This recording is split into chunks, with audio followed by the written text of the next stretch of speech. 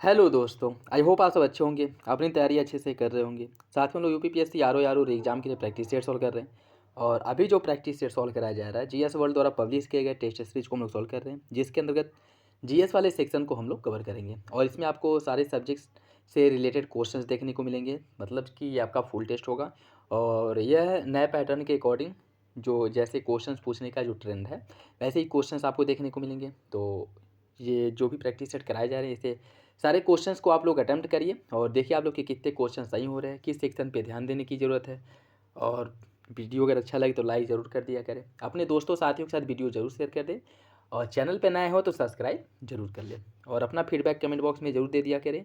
और कोशिश करिएगा कि मेरे आंसर बताने से पहले आप लोग आंसर बताएं और देखिए आप लोग के कितने क्वेश्चन सही हो रहे हैं। तो चलिए इसी के साथ वीडियो की शुरुआत करते हैं।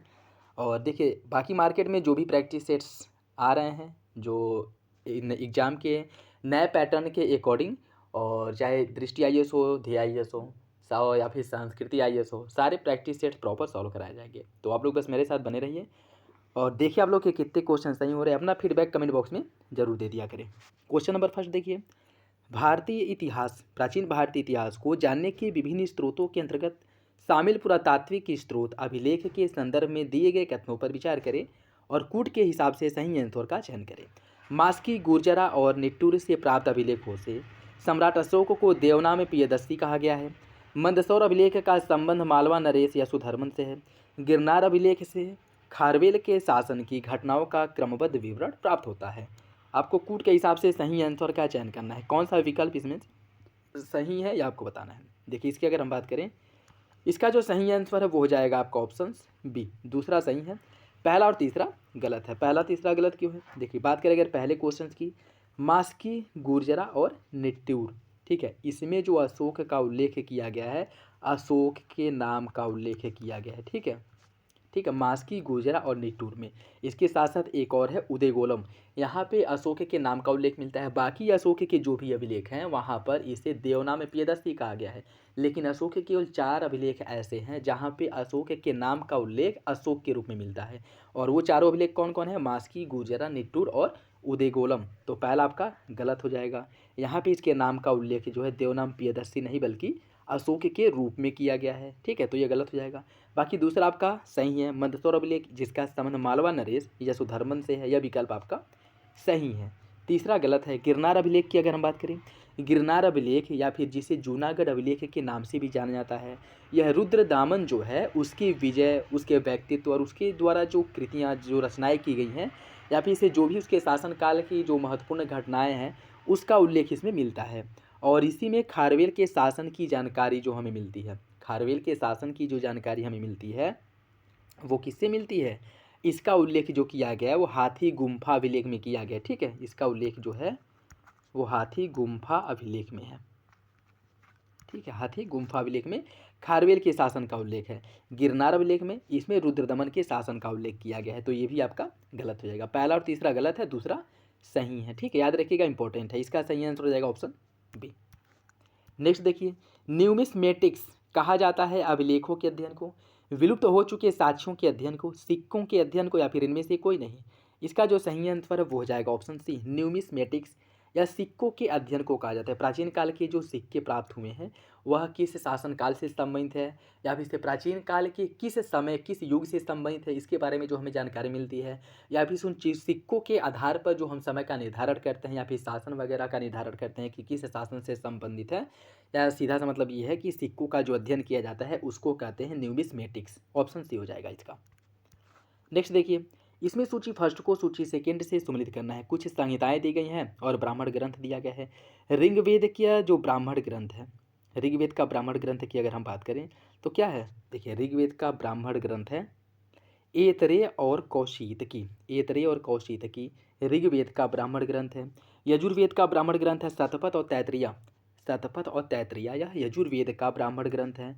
सामवेद की बात करें तो पंचविश और षड्विश यह सामवेद का ब्राह्मण ग्रंथ है। अथर्ववेद का केवल मात्र एक ही ब्राह्मण ग्रंथ और वो है गोपथ। ठीक है, वो गोपथ है। तो इसका जो सही आंसर है वो हो जाएगा आपका ऑप्शन, इसका हो जाएगा ऑप्शन सी। 4 2 3 1, 4 2 3 1 ऑप्शन सी हो जाएगा। ठीक है, ऑप्शन सी सही है। नेक्स्ट देखिए, कथन और कार्य दिया गया है, आपको सही आंसर का चयन करना है। हड़प्पाई शासन व्यवस्था में वणिक वर्गों की भूमिका महत्वपूर्ण एवं प्रधान थी। हड़प्पावासी वाणिज्य एवं व्यापार की तरफ अधिक आकर्षित थे। कूट के हिसाब से आपको सही आंसर का चयन करना है। कौन सा विकल्प इसका सही होगा? देखिए, इसकी अगर हम बात करें, इसका जो सही आंसर है वो हो जाएगा ऑप्शन ए। कथन और कारण दोनों सही हैं और आर एक की सही व्याख्या करता है। सैंध सभ्यता या जो सिंधु घाटी सभ्यता है उसकी अगर हम बात करें तो इसकी उन्नति का जो मुख्य कारण था उन्नत कृषि व्यापार था। हड़प्पा के निवासी वाणिज्य व्यापार की ओर अधिक आकर्षित थे, इसलिए माना जाता है कि शासन व्यवस्था में जो वणिक अर्थात वणिक किसे कहा जाता है, जो व्यापारी वर्ग थे उन्हीं को वणिक वर्ग कहा जाता है। ठीक है, तो इनकी जो सर्वोच्चता या कह सकते हैं कि इनकी उपस्थिति ज़्यादा थी, इनका जो वर्चस्व था वो ज़्यादा था, इसलिए ऐसा माना जाता है कि वहाँ पर जो वणिक वर्ग या जो व्यापारी वर्ग हैं इनकी शासन व्यवस्था में महत्वपूर्ण भूमिका थी। और सिंधु सभ्यता का जो व्यापार है वह ऐसा तो है नहीं कि केवल स्थानीय क्षेत्रों तक सीमित था। सिंधु सभ्यता का व्यापार जो है स्थानीय के साथ साथ अंतर्राष्ट्रीय या फिर अन्य देशों के साथ भी व्यापार होता था। ठीक है, और इसके लिए जो कह सकते हैं कि जो मतलब लैंड मार्ग है, ठीक है, उसका भी प्रयोग किया जाता था और नदी या समुद्रों के माध्यम से जो व्यापार होता था, दोनों ही माध्यम से व्यापार उन्नत अवस्था में था। और सिंधु घाटी सभ्यता के अंतर्गत उसमें जो व्यापार या सिंधु सभ्यता का जो व्यापार होता था उस समय के मिस्र हो गया, मेसोपोटामिया, मध्य एशिया, यहाँ तक इसके व्यापार देखने को मिलते हैं। ठीक है, और इसके जो बंदरगाह थे मुख्य रूप से जो लोथल हो गया, रंगपुर, सूरकोटद्दा, प्रभास पाटन, ये उस समय के महत्वपूर्ण बंदरगाह भी हैं। ठीक है, तो इनकी भी हमें जानकारी मिलती है। तो दोनों विकल्प सही हो जाएगा और आर की सही व्याख्या करता है, ऑप्शन ए सही है। मनुस्मृति में जो विवाह हैं कितने प्रकार के विवाह बताए गए हैं? 5, 8, 9 या फिर 12? इसका सही आंसर क्या होगा? देखिए, इसका जो सही आंसर है वो हो जाएगा आपका ऑप्शन बी।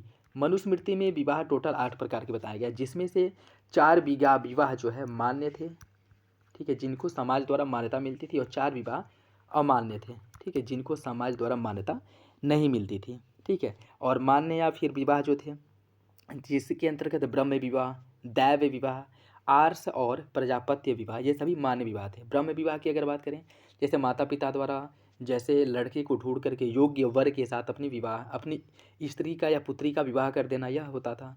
दैव विवाह, यज्ञ करने वाले पुरोहित के साथ ही अपनी कन्या का विवाह कर देना, उसे दैव विवाह कहते थे।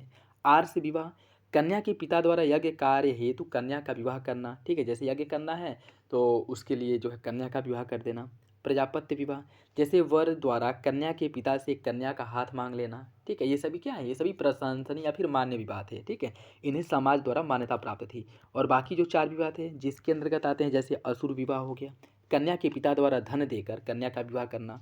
गंधर्व विवाह, कन्या और देखिए, स्त्री और पुरुष जब प्रेम में पढ़ करके विवाह कर लेते थे, यह गंधर्व विवाह कहलाता है, ये भी अमान्य था उस समय। पैशाच विवाह, जैसे सोई हुई कन्या के साथ मतलब कैसे ना कि बलात्कार करके जो है या उठा ले जाना कन्या को, ठीक है, ज़बरदस्ती उससे विवाह करना, ये जो पैशाच विवाह के अंतर्गत आता था।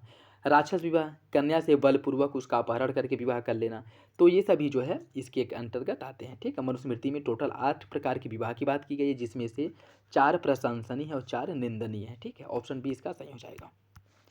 किस एक भारतीय शासक ने सीरिया के शासक एंटियोकस प्रथम से सूखी अंजीर, मीठी मदिरा और एक दार्शनिक की मांग की थी? बिंबिसार, चंद्रगुप्त मौर्य, मिनांडर या फिर बिंदुसार? इसका सही आंसर क्या है? इसका जो सही आंसर है वो हो जाएगा आपका option D, option D Bindusara ने। देखिए, एथेनियस नामक लेखक ने कहा है कि भारतीय शासक बिंदुसार और सीरिया के शासक एंटियोकस प्रथम के बीच मैत्रीपूर्ण संबंध थे, और बिंदुसार ने जो एंटियोकस है उससे इन सभी चीज़ों की मांग की थी, जिसमें मीठी अदीरा, दार्शनिक और सूखी अंजीर थी। एंटियोकस इसने 2 चीज़ें, जो सूखी अंजीर और मीठी मदिरा है वो तो भिजवा दिया, लेकिन दार्शनिक सोफिस्ट, ठीक है, मतलब अपने यहाँ की जो लड़कियां हैं, कन्याएं हैं, उनको उस शासनकाल में आप कह सकते हैं कि उनके साम्राज्य में भेजा जाता था, इनको देने से इन्होंने मना कर दिया था। और इन्होंने ऐसा कहा था कि यूनान की जो सभ्यता है, वहाँ का जो कानून है वह इसकी मान्यता नहीं देता है। ठीक है, तो याद रखिएगा किसने मांगा था? बिंदुसार ने मांगा था। एंटियोकस से मांगा था जो सीरिया का शासक था। क्या क्या? सूखी अंजीर, मीठी मदिरा और एक दार्शनिक सोफिस्ट। ठीक है, तो जिसमें से सूखी अंजीर, मीठी मदिरा यह भिजवा दिया गया था, लेकिन दार्शनिक नहीं दिया गया था। ऑप्शन डी इसका सही हो जाएगा। नेक्स्ट देखिए, अलाउद्दीन खिलजी दक्षिण भारत में प्रत्यक्ष शासन स्थापित नहीं करना चाहता था। दक्षिण भारत में प्रत्यक्ष शासन की स्थापना से सुल्तान को प्रशासनिक उत्तरदायित्व लेना पड़ता। कौन सा विकल्प इसका सही होगा यह बताना है। देखिए, इसका सही आंसर है ऑप्शन ए, दोनों विकल्प सही हैं और आर्य की सही व्याख्या करता है। ठीक है।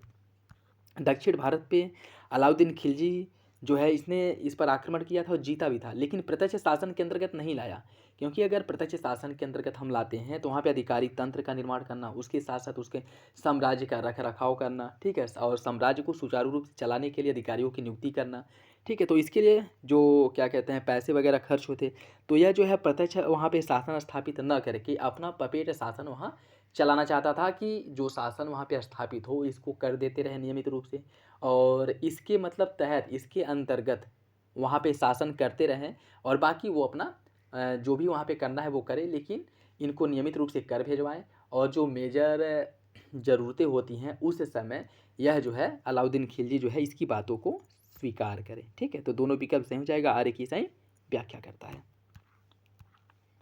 सल्तनत काल के प्रमुख अधिकारी और उनके जो पद हैं कार्यों के संदर्भ में कौन सा है कि गलत है। आरिजे मुमालिक सैन्य विभाग का प्रधान होता था। आमिर ए तुजुक यह उत्सव के आयोजन का अधिकारी था। आमिर ए हाजिब दरबारी शिष्टाचार लागू करता था और मुहतसिब गुप्तचर विभाग का प्रमुख था या फिर अधिकारी था। कौन सा विकल्प इसमें से गलत है। देखिए इसकी अगर हम बात करें इसका जो सही आंसर है वो हो जाएगा ऑप्शन डी मुहतसिब। यह शरीयत के अनुसार लोगों के आचरण का निरीक्षण करता था। ठीक है, मुहतसिब जो अधिकारी था, लोग शरीयत के अनुसार अपने धर्म का पालन कर रहे हैं या फिर से अपनी दिनचर्या जो है शरीयत के अनुसार करते हैं या फिर नहीं करते हैं, यह सब देखने का कार्य, यह का निरीक्षण करने का कार्य जो था वो मुहतसिब अधिकारी का था। ठीक है, और बाकी जो गुप्तचर विभाग का प्रमुख होता था उसे बरीद ए मुमालिक कहा जाता था। ठीक है, उसे कहा जाता था बरीद ए मुमालिक। ठीक है, बरीद ए मुमालिक। तो सही आंसर क्या हो जाएगा, डी हो जाएगा।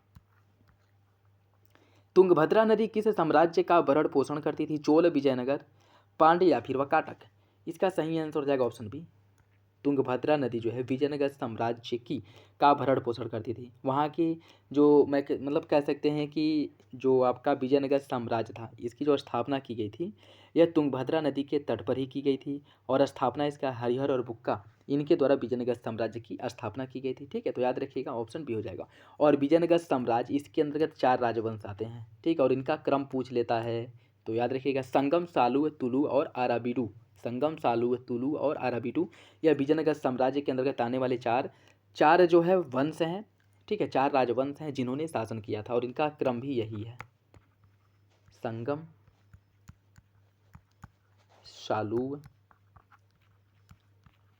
तुलु और अराबिडू। ठीक है, ऑप्शन बी इसका सही हो जाएगा। शंकराचार्य द्वारा स्थापित जो मठ हैं उनको आपको क्रम से मतलब सूची फर्स्ट से सूची सेकंड से सम्मिलित करना है। ठीक है, सूची फर्स्ट को सूची सेकंड से सम्मिलित करना है। देखिए इसमें अगर हम बात करें वेदांत मठ, यह कहाँ पे है। वेदांत मठ की बात करें श्रृंगेरी दक्षिण भारत में स्थित है।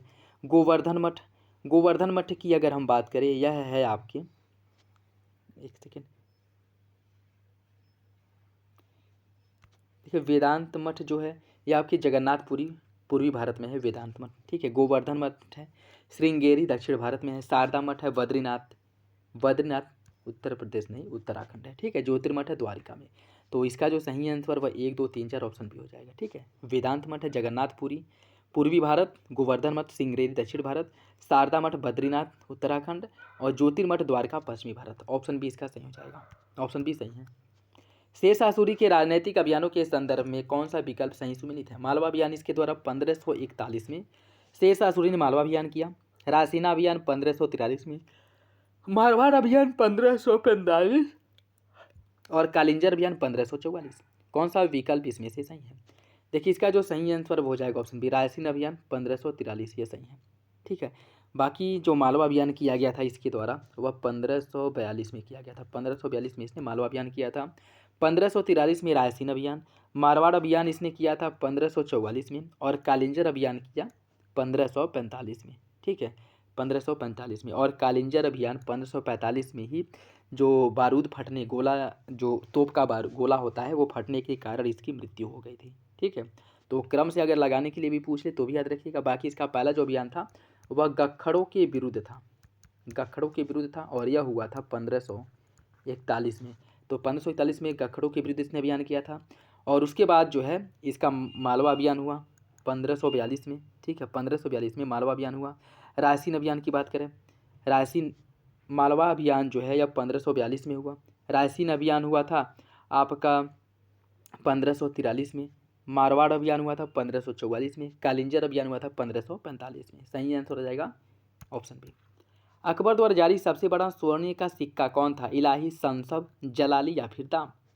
इसका सही आंसर क्या है? इसका सही आंसर है ऑप्शन बी, संसब। अकबर द्वारा जारी सबसे बड़ा सोने का सिक्का संसब था, ठीक है। सबसे बड़ा सोने का सिक्का संसब था, जो लगभग 100 तोले के बराबर होता था। 100 तोले के बराबर होता था। ऑप्शन बी हो जाएगा। औरंगजेब द्वारा दक्षिण भारत में चलाए गए अभियानों के नेतृत्वकर्ताओं का सही क्रम क्या है? शाइस्ता खां, जयसिंह, मुअज्जम, औरंगजेब। जयसिंह, शाइस्ता खां, औरंगजेब, मुअज्जम। औरंगजेब, शाइस्ता खां, जयसिंह, मुअज्जम या फिर शाइस्ता खां, औरंगजेब, जयसिंह, मुअज्जम? कौन सा विकल्प इसका सही है? इसका हो जाएगा आपका ऑप्शन है शाइस्ता खां, जयसिंह, मुअज्जम और औरंगजेब, या इनका क्रम है, ठीक है। ऑप्शन ए हो जाएगा। नेक्स्ट देखिए, मुगल काल में मनसबदारी प्रथा विद्यमान थी। मुगल काल में मनसबदारी प्रथा विद्यमान थी।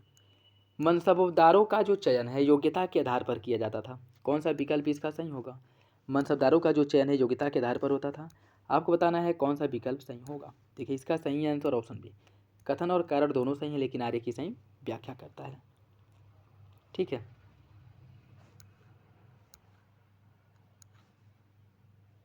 ऑप्शन बी इसका सही हो जाएगा। नेक्स्ट देखिए, इसमें सूची फर्स्ट को सूची सेकंड से सम्मिलित करना है। कुछ राज्य दिया गया है, उसकी स्थापना जिसके द्वारा की गई है उसे आपको सम्मिलित करना है। बात करें अगर हैदराबाद, हैदराबाद राज्य की स्थापना किसने की थी? हैदराबाद राज्य की स्थापना किया गया था निजामुल मुल्क चिनकिलीज खां ने हैदराबाद राज्य की स्थापना की थी। कर्नाटक राज्य की स्थापना सादतुल्ला खां द्वारा की गई थी। कर्नाटक राज्य की स्थापना।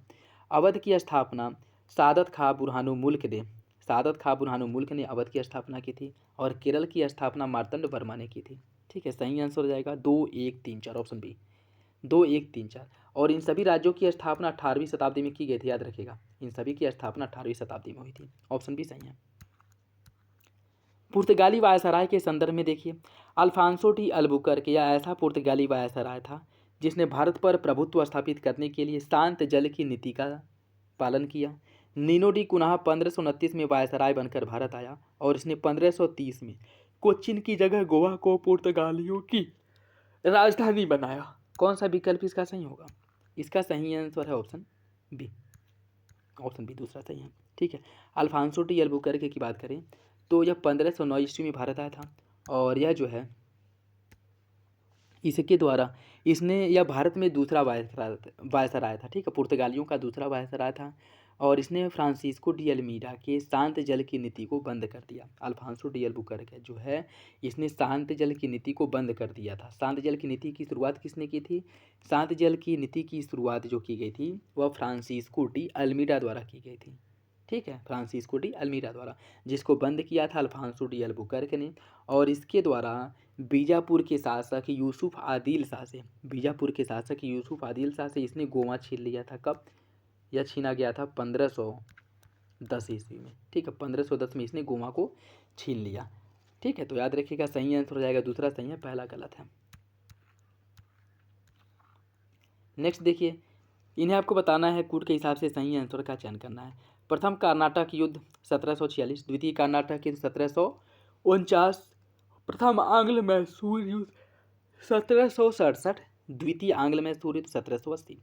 कौन सा विकल्प इसका सही है बताना है। देखिए इसका जो सही आंसर है वो हो जाएगा आपका ऑप्शन डी, सभी विकल्प सही हैं। प्रथम आंग्ल कर्नाटक युद्ध 1746 से लेकर के 1748 तक हुआ था। द्वितीय आंग्ल कर्नाटक युद्ध 1749 से 54 तक। तृतीय आंग्ल कर्नाटक युद्ध 1758 से 63 के बीच में हुआ, ठीक है। प्रथम आंग्ल मैसूर युद्ध 1767 से 69 के बीच में। द्वितीय आंग्ल मैसूर युद्ध 80 से 84 के बीच में हुआ था। तृतीय आंग्ल मैसूर युद्ध 90 से 92 के बीच में हुआ था। और चतुर्थ आंग्ल मैसूर युद्ध 1799 में हुआ था, जहाँ पे टिप्पू सुल्तान की जिसमें मृत्यु हो गई थी, ठीक है। तो सभी विकल्प क्या है? सही है, ऑप्शन डी हो जाएगा। अंग्रेजों द्वारा अपने उपनिवेश के विस्तार के क्रम में लड़े गए युद्धों एवं की गई संधियों के संदर्भ में कौन सा विकल्प सही है, ये आपको बताना है। कूट के हिसाब को लगा। आंग्ल नेपाल युद्ध 1814 में 14 से 1816 तक चला और 1816 में सुगौली की संधि की गई।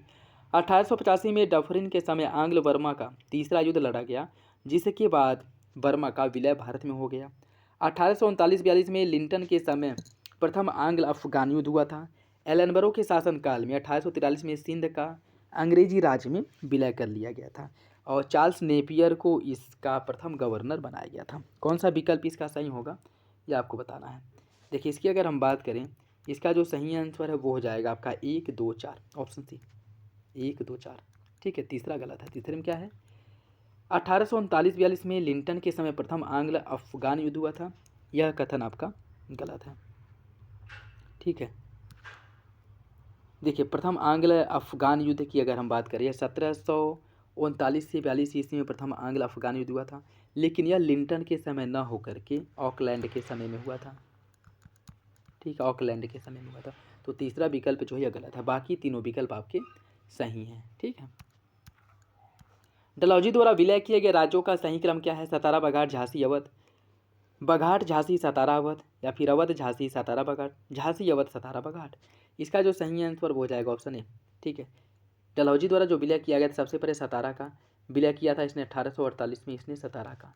बघाट का विलय जो है इसके द्वारा किया गया था 1850 में। ठीक है, झांसी का विलय किया था इसने 1853 में झांसी का विलय किया, और अवध का विलय जो है इसने किया था 1856 में। ठीक है, तो इन्हें देखिए अगर बात करें क्रम से, तो 1848 में सतारा, जैतपुर संबलपुर का विलय इसने 1849 में कर लिया था, बघाट का 1850 में कर लिया था, उदयपुर का विलय इसने 1852 में किया था, झांसी का विलय किया था 1853 में, नागपुर का विलय 1854 में किया था, और करैली का विलय 1855 में किया था। ठीक है, जिसकी मान्यता न मिलने के इकाई से पुनः वापस कर दिया गया था। ठीक है, उसके बाद फिर 1856 में इसने अवध का विलय किया, कुप्रशासन का आरोप लगा करके। ठीक है, तो ऑप्शन इसका सही हो जाएगा। नेक्स्ट देखिए, इसमें आपको सूची फर्स्ट को सूची सेकंड से सम्मिलित करना है। नील विद्रोह का जो समय है वो 1859-60 ईस्वी है। संथाल विद्रोह हुआ था 55-56 ईस्वी में। संथाल विद्रोह 55-56 ईस्वी में हुआ था। मुंडा विद्रोह हुआ था 1899 से 1900 ईस्वी के बीच में मुंडा विद्रोह हुआ था। और कित्तूर चेन्नम्मा विद्रोह हुआ था 1824-29 के बीच में। ठीक है, सही आंसर इसका क्या हो जाएगा? इसका जो सही आंसर है वो हो जाएगा आपका ऑप्शन 2, 1, 4, 3, ऑप्शन डी हो जाएगा। नेक्स्ट देखिए, कूट के हिसाब का सही आंसर का चयन करना कथन वाला क्वेश्चन है। 19वीं सदी के सामाजिक धार्मिक आंदोलन के कारण भारत का आधुनिकीकरण हुआ। सामाजिक धार्मिक आंदोलन के मूल्य में बुद्धिवाद, वैज्ञानिक दृष्टिकोण तथा अन्य ऐसे विचार थे जो आधुनिकता के आधार माने जाते हैं। कौन सा विकल्प इसका सही है? इसका सही आंसर हो जाएगा ऑप्शन बी। कथन और कारण दोनों सही है, लेकिन आगे की सही व्याख्या नहीं करता। दोनों कथन सही है लेकिन अलग अलग सही है। ठीक है, तो ऑप्शन बी हो जाएगा। निम्नलिखित युग्मों में से कौन सा एक सही सुमिलित नहीं है? वुड का घोषणा 1882, हंटर आयोग का गठन 1854 में किया गया था, कर्जन की शिक्षा नीति आई थी 1901 ईस्वी में, और सैडलर आयोग की नियुक्ति की गई थी 1917 में। कौन सा विकल्प गलत है? इसका जो सही आंसर है वो हो जाएगा आपका ऑप्शन, क्या पूछा है, कौन सा विकल्प सही है, तो वो डी हो जाएगा। सैडलर आयोग का गठन 1917 में हुआ था। वुड घोषणा पत्र जो है 1854 का है। 1854 का है वुड घोषणा पत्र, जिसे शिक्षा का मैग्ना कार्टा भी कहा जाता है। और शिक्षा से रिलेटेड ही हंटर आयोग का जो गठन किया गया था यह 1882-83 में किया गया था। ठीक है, और कर्जन की जो शिक्षा नीति आई थी, जिसे विश्वविद्यालय अधिनियम भी कहा जाता है, यह 1904 में आया था। ठीक है, तो सही आंसर इसका क्या है? Option D. Decree word plan का संबंध किससे है? जनजाति विद्रोह को दबाने से, अकाल के दौरान राहत बचाव कार्य से, भारत की स्वतंत्रता से, या भारत की रियासतों को हड़पने। कौन सा विकल्प इसका सही होगा? इसका सही आंसर हो जाएगा ऑप्शन सी, भारत की स्वतंत्रता से संबंधित है डिक्री वर्ड प्लान। ठीक है, माउंटबेटन जब आए थे भारत को आज़ादी दे लेने के लिए, भारत और पाकिस्तान का मतलब या तो भारत और पाकिस्तान साथ में रहें, या फिर से अगर वो अलग होना चाहते हैं तो द्विराष्ट्र बना करके, मतलब दोनों को अलग अलग राष्ट्र बना करके इनको स्वतंत्रता देना। और इसी उद्देश्य से जो है माउंटबेटन को भारत में भेजा गया था, और इन्होंने ही भारत में डिक्री वर्ड प्लान तैयार करवाया था भारत को स्वतंत्रता देने के लिए। तो इसका सी सही हो जाएगा।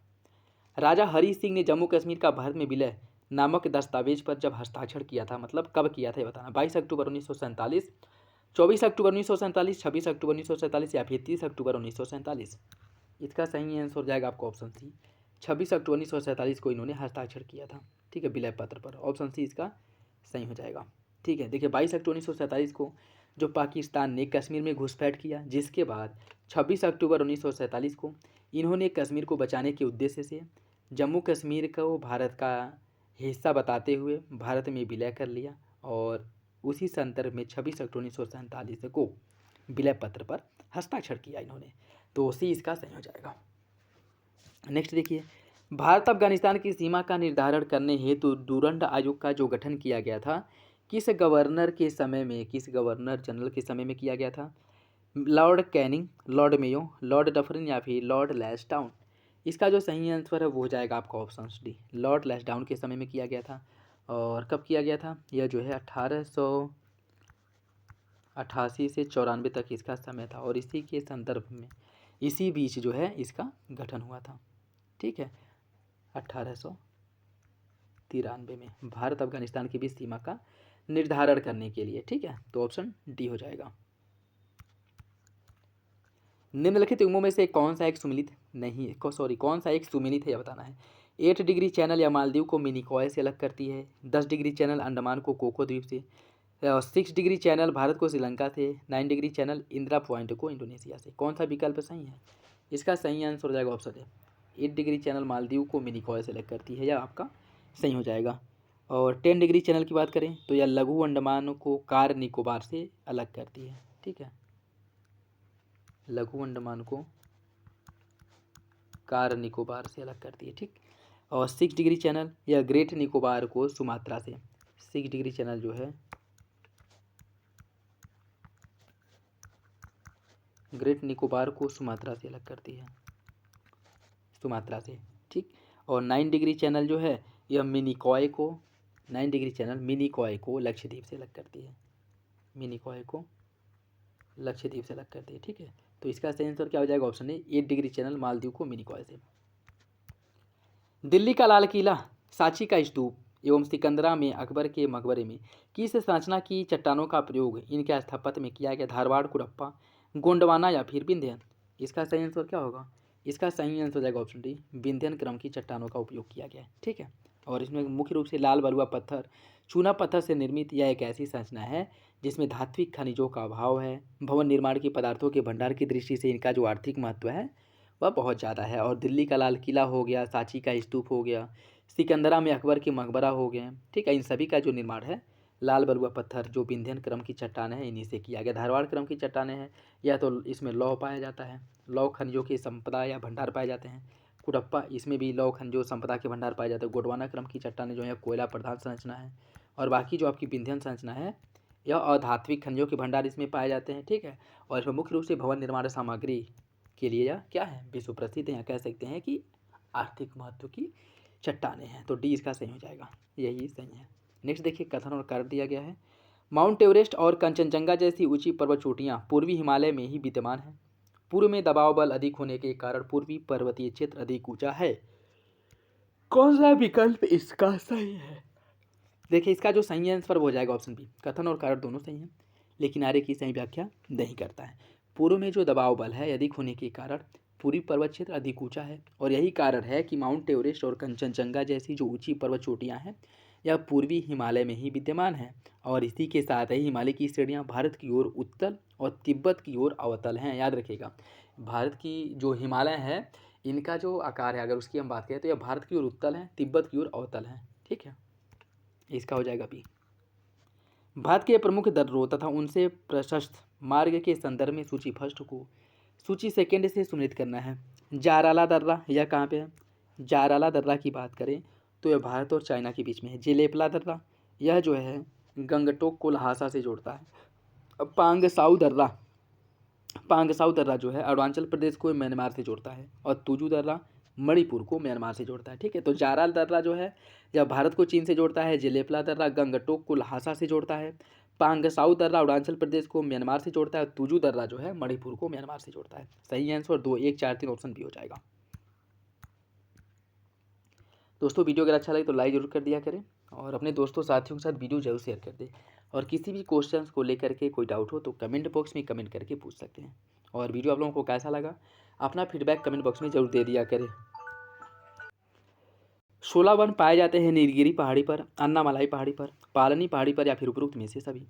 देखिए, इसकी अगर हम बात करें इसका सही आंसर हो जाएगा ऑप्शन डी। 16 वन जो है नीलगिरी पहाड़ी हो गई, अन्नामलाई और पालनी, इन सभी पहाड़ियों पर 16 वन का जो विस्तार है वो देखने को मिलता है। ठीक है, प्रायद्वीपीय भारत में जो निम्न अक्षांशीय भौगोलिक अवस्थिति है, इसी के साथ औसत ऊंचाई कम होती जाती है, तापमान अपेक्षाकृत अधिक रहता है और यहाँ पर ऊंचे पर्वतीय क्षेत्रों में शंकुधारी और टुंड्रा वनस्पतियों का विकास नहीं हो पाता है।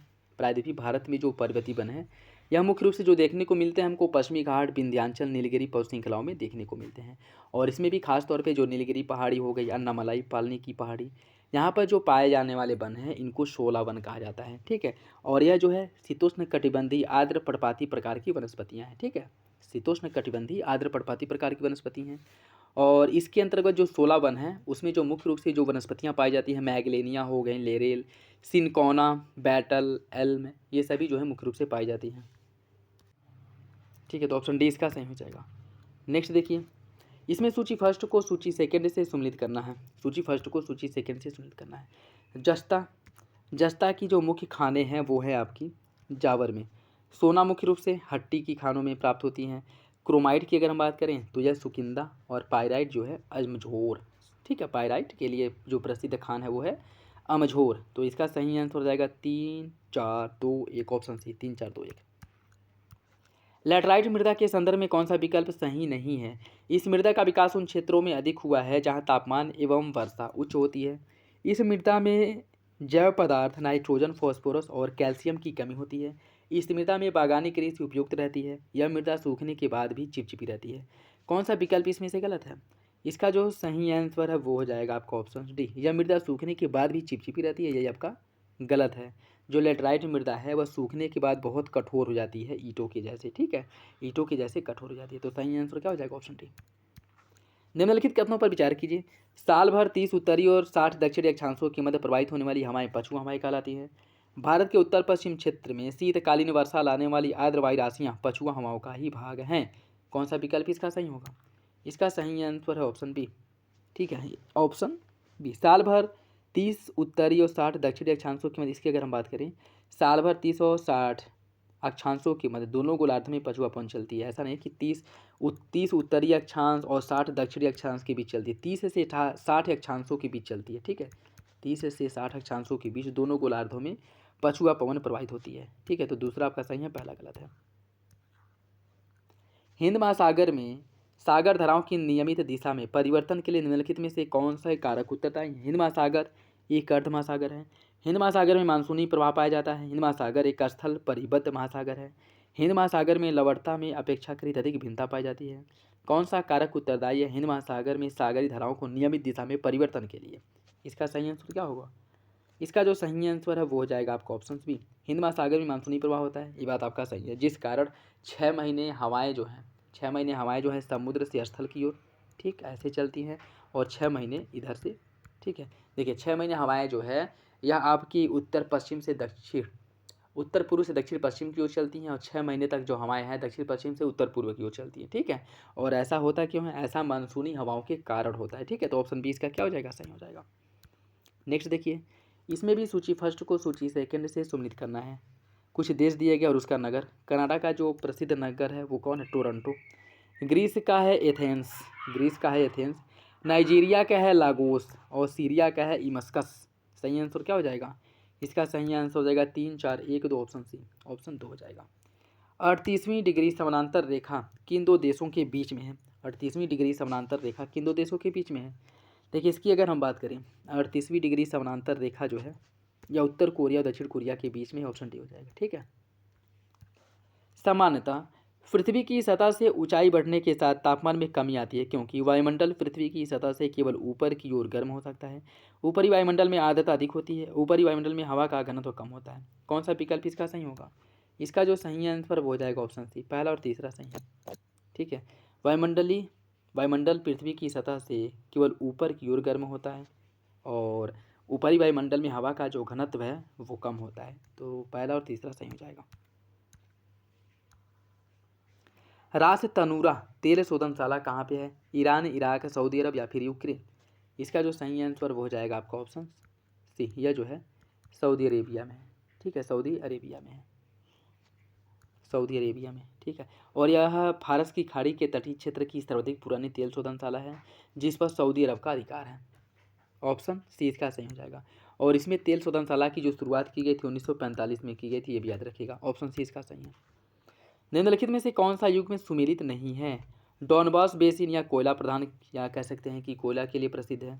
मेसाम्बी रेंज है तांबा के लिए। मोसूल है खनिज तेल के लिए। ट्रांसवाल है सोना के लिए।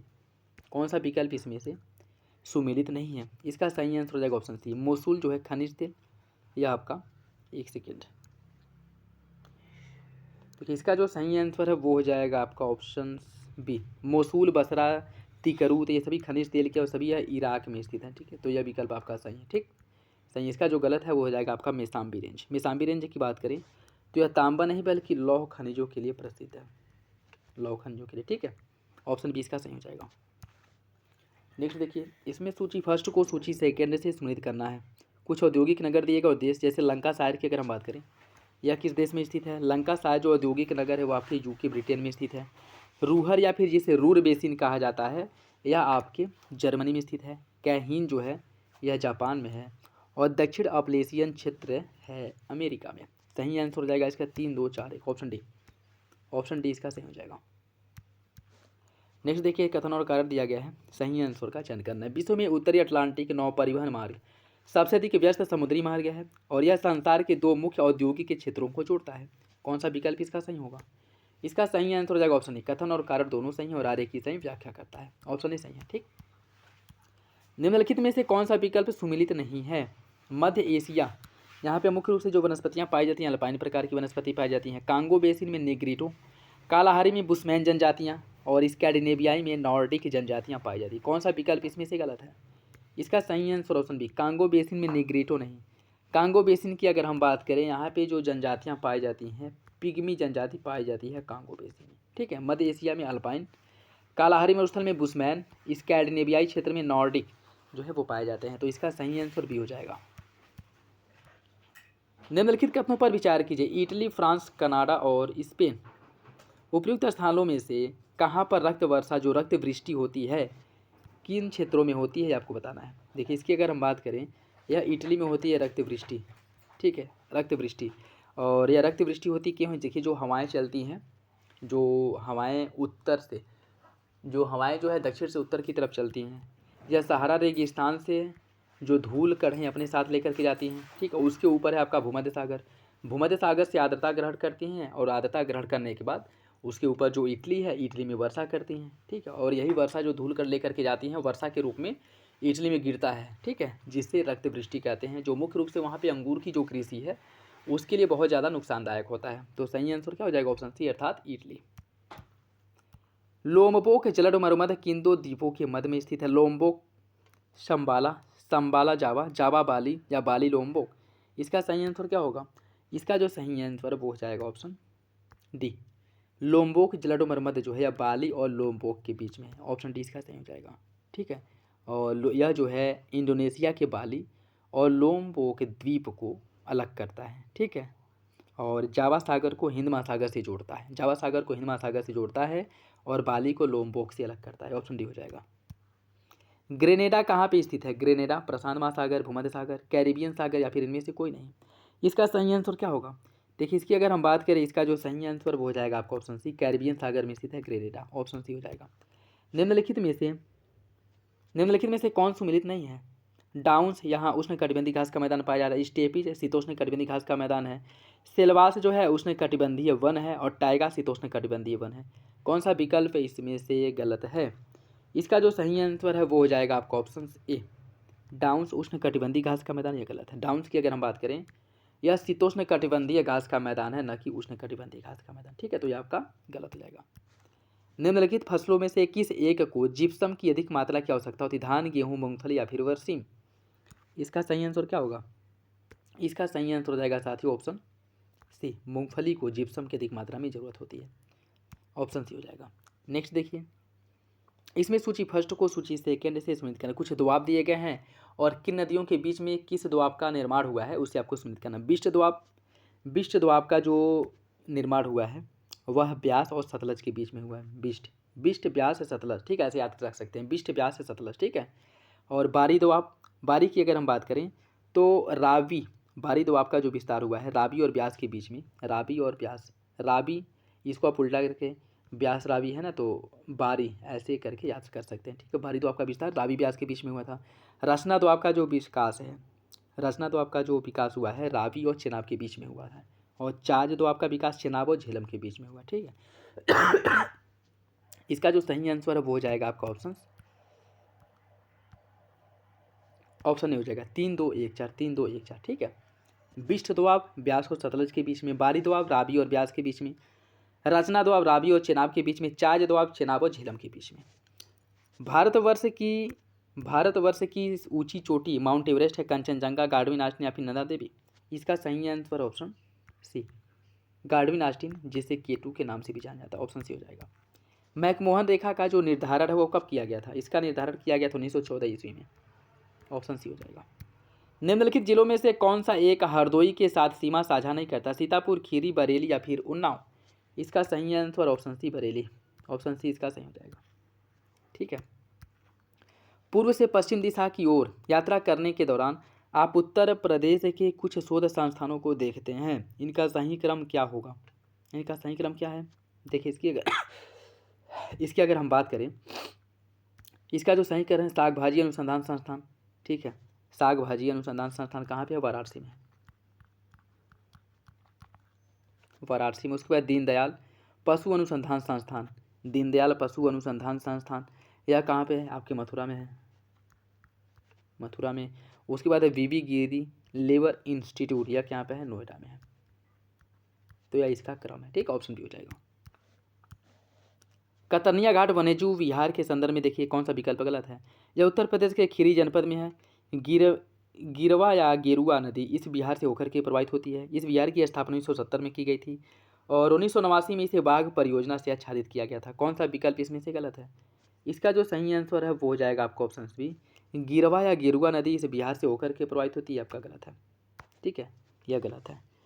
तो इसकी अगर हम बात करें, बाकी जो विकल्प है वो आपका सही है। बाकी जो आपका गेरुआ या फिर गिरवा नदी है इस अभयारण्य से होकर के प्रवाहित नहीं होती है। ठीक है, सही आंसर क्या हो जाएगा? Option B. नेक्स्ट देखिए, उत्तर प्रदेश की राजधानी एवं इसके नामकरण के संदर्भ में कौन सा विकल्प सही है? 1857 की क्रांति के बाद 1858 में दिल्ली परिक्षेत्र को उत्तर पश्चिम प्रांत से अलग करते हुए इसका मुख्यालय आगरा कर दिया गया। 1977 में उत्तर पश्चिम प्रांत और अवध का आपस में विलय कर दिया गया। 1937 में इस प्रांत को संयुक्त प्रांत की संज्ञा दी गई। कौन सा विकल्प इसमें से सही है? देखिए, इसकी अगर हम बात करें, इसका जो सही आंसर है वो हो जाएगा ऑप्शन सी। दूसरा तीसरा सही, पहला गलत है। ठीक है, देखिए जून 1936 में उत्तर पश्चिम प्रांत जो है उत्तर पश्चिम प्रांत के रूप में गठन किया गया था जून 1936 में। और इसमें क्या कह रहा है? पहले में 1857, ये आपका गलत हो जाएगा। ठीक है, बाकी दूसरा तीसरा सही है। निम्नलिखित युग्मों में से कौन सा सुमिलित नहीं है? निम्नलिखित युग्मों में से कौन सा एक सुमिलित नहीं है? सुराहताल पक्षी विहार है बलिया में, कछुआ वन्यजीव विहार है वाराणसी में, सूर्य सरोवर पक्षी विहार आगरा और बेती पक्षी विहार चंदौली। कौन सा विकल्प गलत है? इसका जो सही आंसर है वो हो जाएगा आपका ऑप्शन डी, बेती पक्षी विहार, या चंदौली नहीं बल्कि प्रतापगढ़ में। ठीक है, तो ऑप्शन डी हो जाएगा।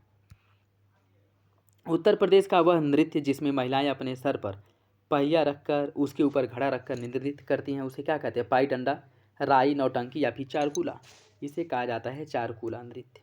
ऑप्शन डी हो जाएगा, चारकूला नृत्य। उत्तर प्रदेश के प्रमुख क्रांतिकारी एवं उनके शहादत स्थल के संदर्भ में कौन सा विकल्प सही है? रामप्रसाद बिस्मिल को गोंडा में फांसी दी गई थी, राजेंद्र लाहिड़ी को प्रयागराज में, अशफाक उल्ला खां को अयोध्या में और रोशन सिंह को गोरखपुर में। कौन सा विकल्प इसमें से सही है ये आपको बताना है। देखिए, इसकी अगर हम बात करें, इसका जो सही आंसर है वो हो जाएगा आपका ऑप्शन, इसका ऑप्शन सी, अशफाक उल्ला खां को अयोध्या में, है सही है। बात करेंगे रामप्रसाद बिस्मिल, रामप्रसाद बिस्मिल को गोरखपुर में फांसी दी गई थी, गोरखपुर में। राजेंद्र लाहिड़ी को गोंडा में दिया गया था फांसी, गोंडा में। और अशफाक उल्ला खां को अयोध्या में फांसी दिया गया था और रोशन सिंह को इनको प्रयागराज में फांसी दिया गया था। ठीक है, प्रयागराज में। तो सही आंसर क्या हो जाएगा? Option C. Doctor Ambedkar institute of technology for handicraft कहाँ पे? आगरा, प्रयागराज, लखनऊ या फिर कानपुर। इसका सही आंसर हो जाएगा ऑप्शन डी, है कानपुर में। ऑप्शन डी इसका सही है, कानपुर में स्थित है। नेपाल से सीमा बनाने वाले कुल जिलों की संख्या कितनी है, 7, 8, 9 या फिर 12? उत्तर प्रदेश के कितने जिलों की सीमा जो है नेपाल के साथ लगती है, वो हो जाएगा आपका ऑप्शन 7 जिले। कौन कौन है? पीलीभीत, लखीमपुर खीरी, बहराइच, श्रावस्ती, बलरामपुर, सिद्धार्थनगर और महाराजगंज। इनका क्रम भी पूछ सकता है, तो याद रखिएगा ऑप्शन ए हो जाएगा। निम्नलिखित में से कौन एक सुमिलित नहीं है? देवा मेला लगता है बाराबंकी में, आल्हा महोबा में, कर्मा मेला मथुरा में, सुलहकुल आगरा में। कौन सा विकल्प इसमें से गलत है? इसका जो सही आंसर साथियों वो हो जाएगा आपका ऑप्शन सी। ऑप्शन सी, कर्मा मेला मथुरा यह गलत है। कर्मा मेला की बात करें तो यह मिर्जापुर सोनभद्र वाले क्षेत्र में मुख्य रूप से यह मनाया जाता है। ठीक है, तो ऑप्शन सी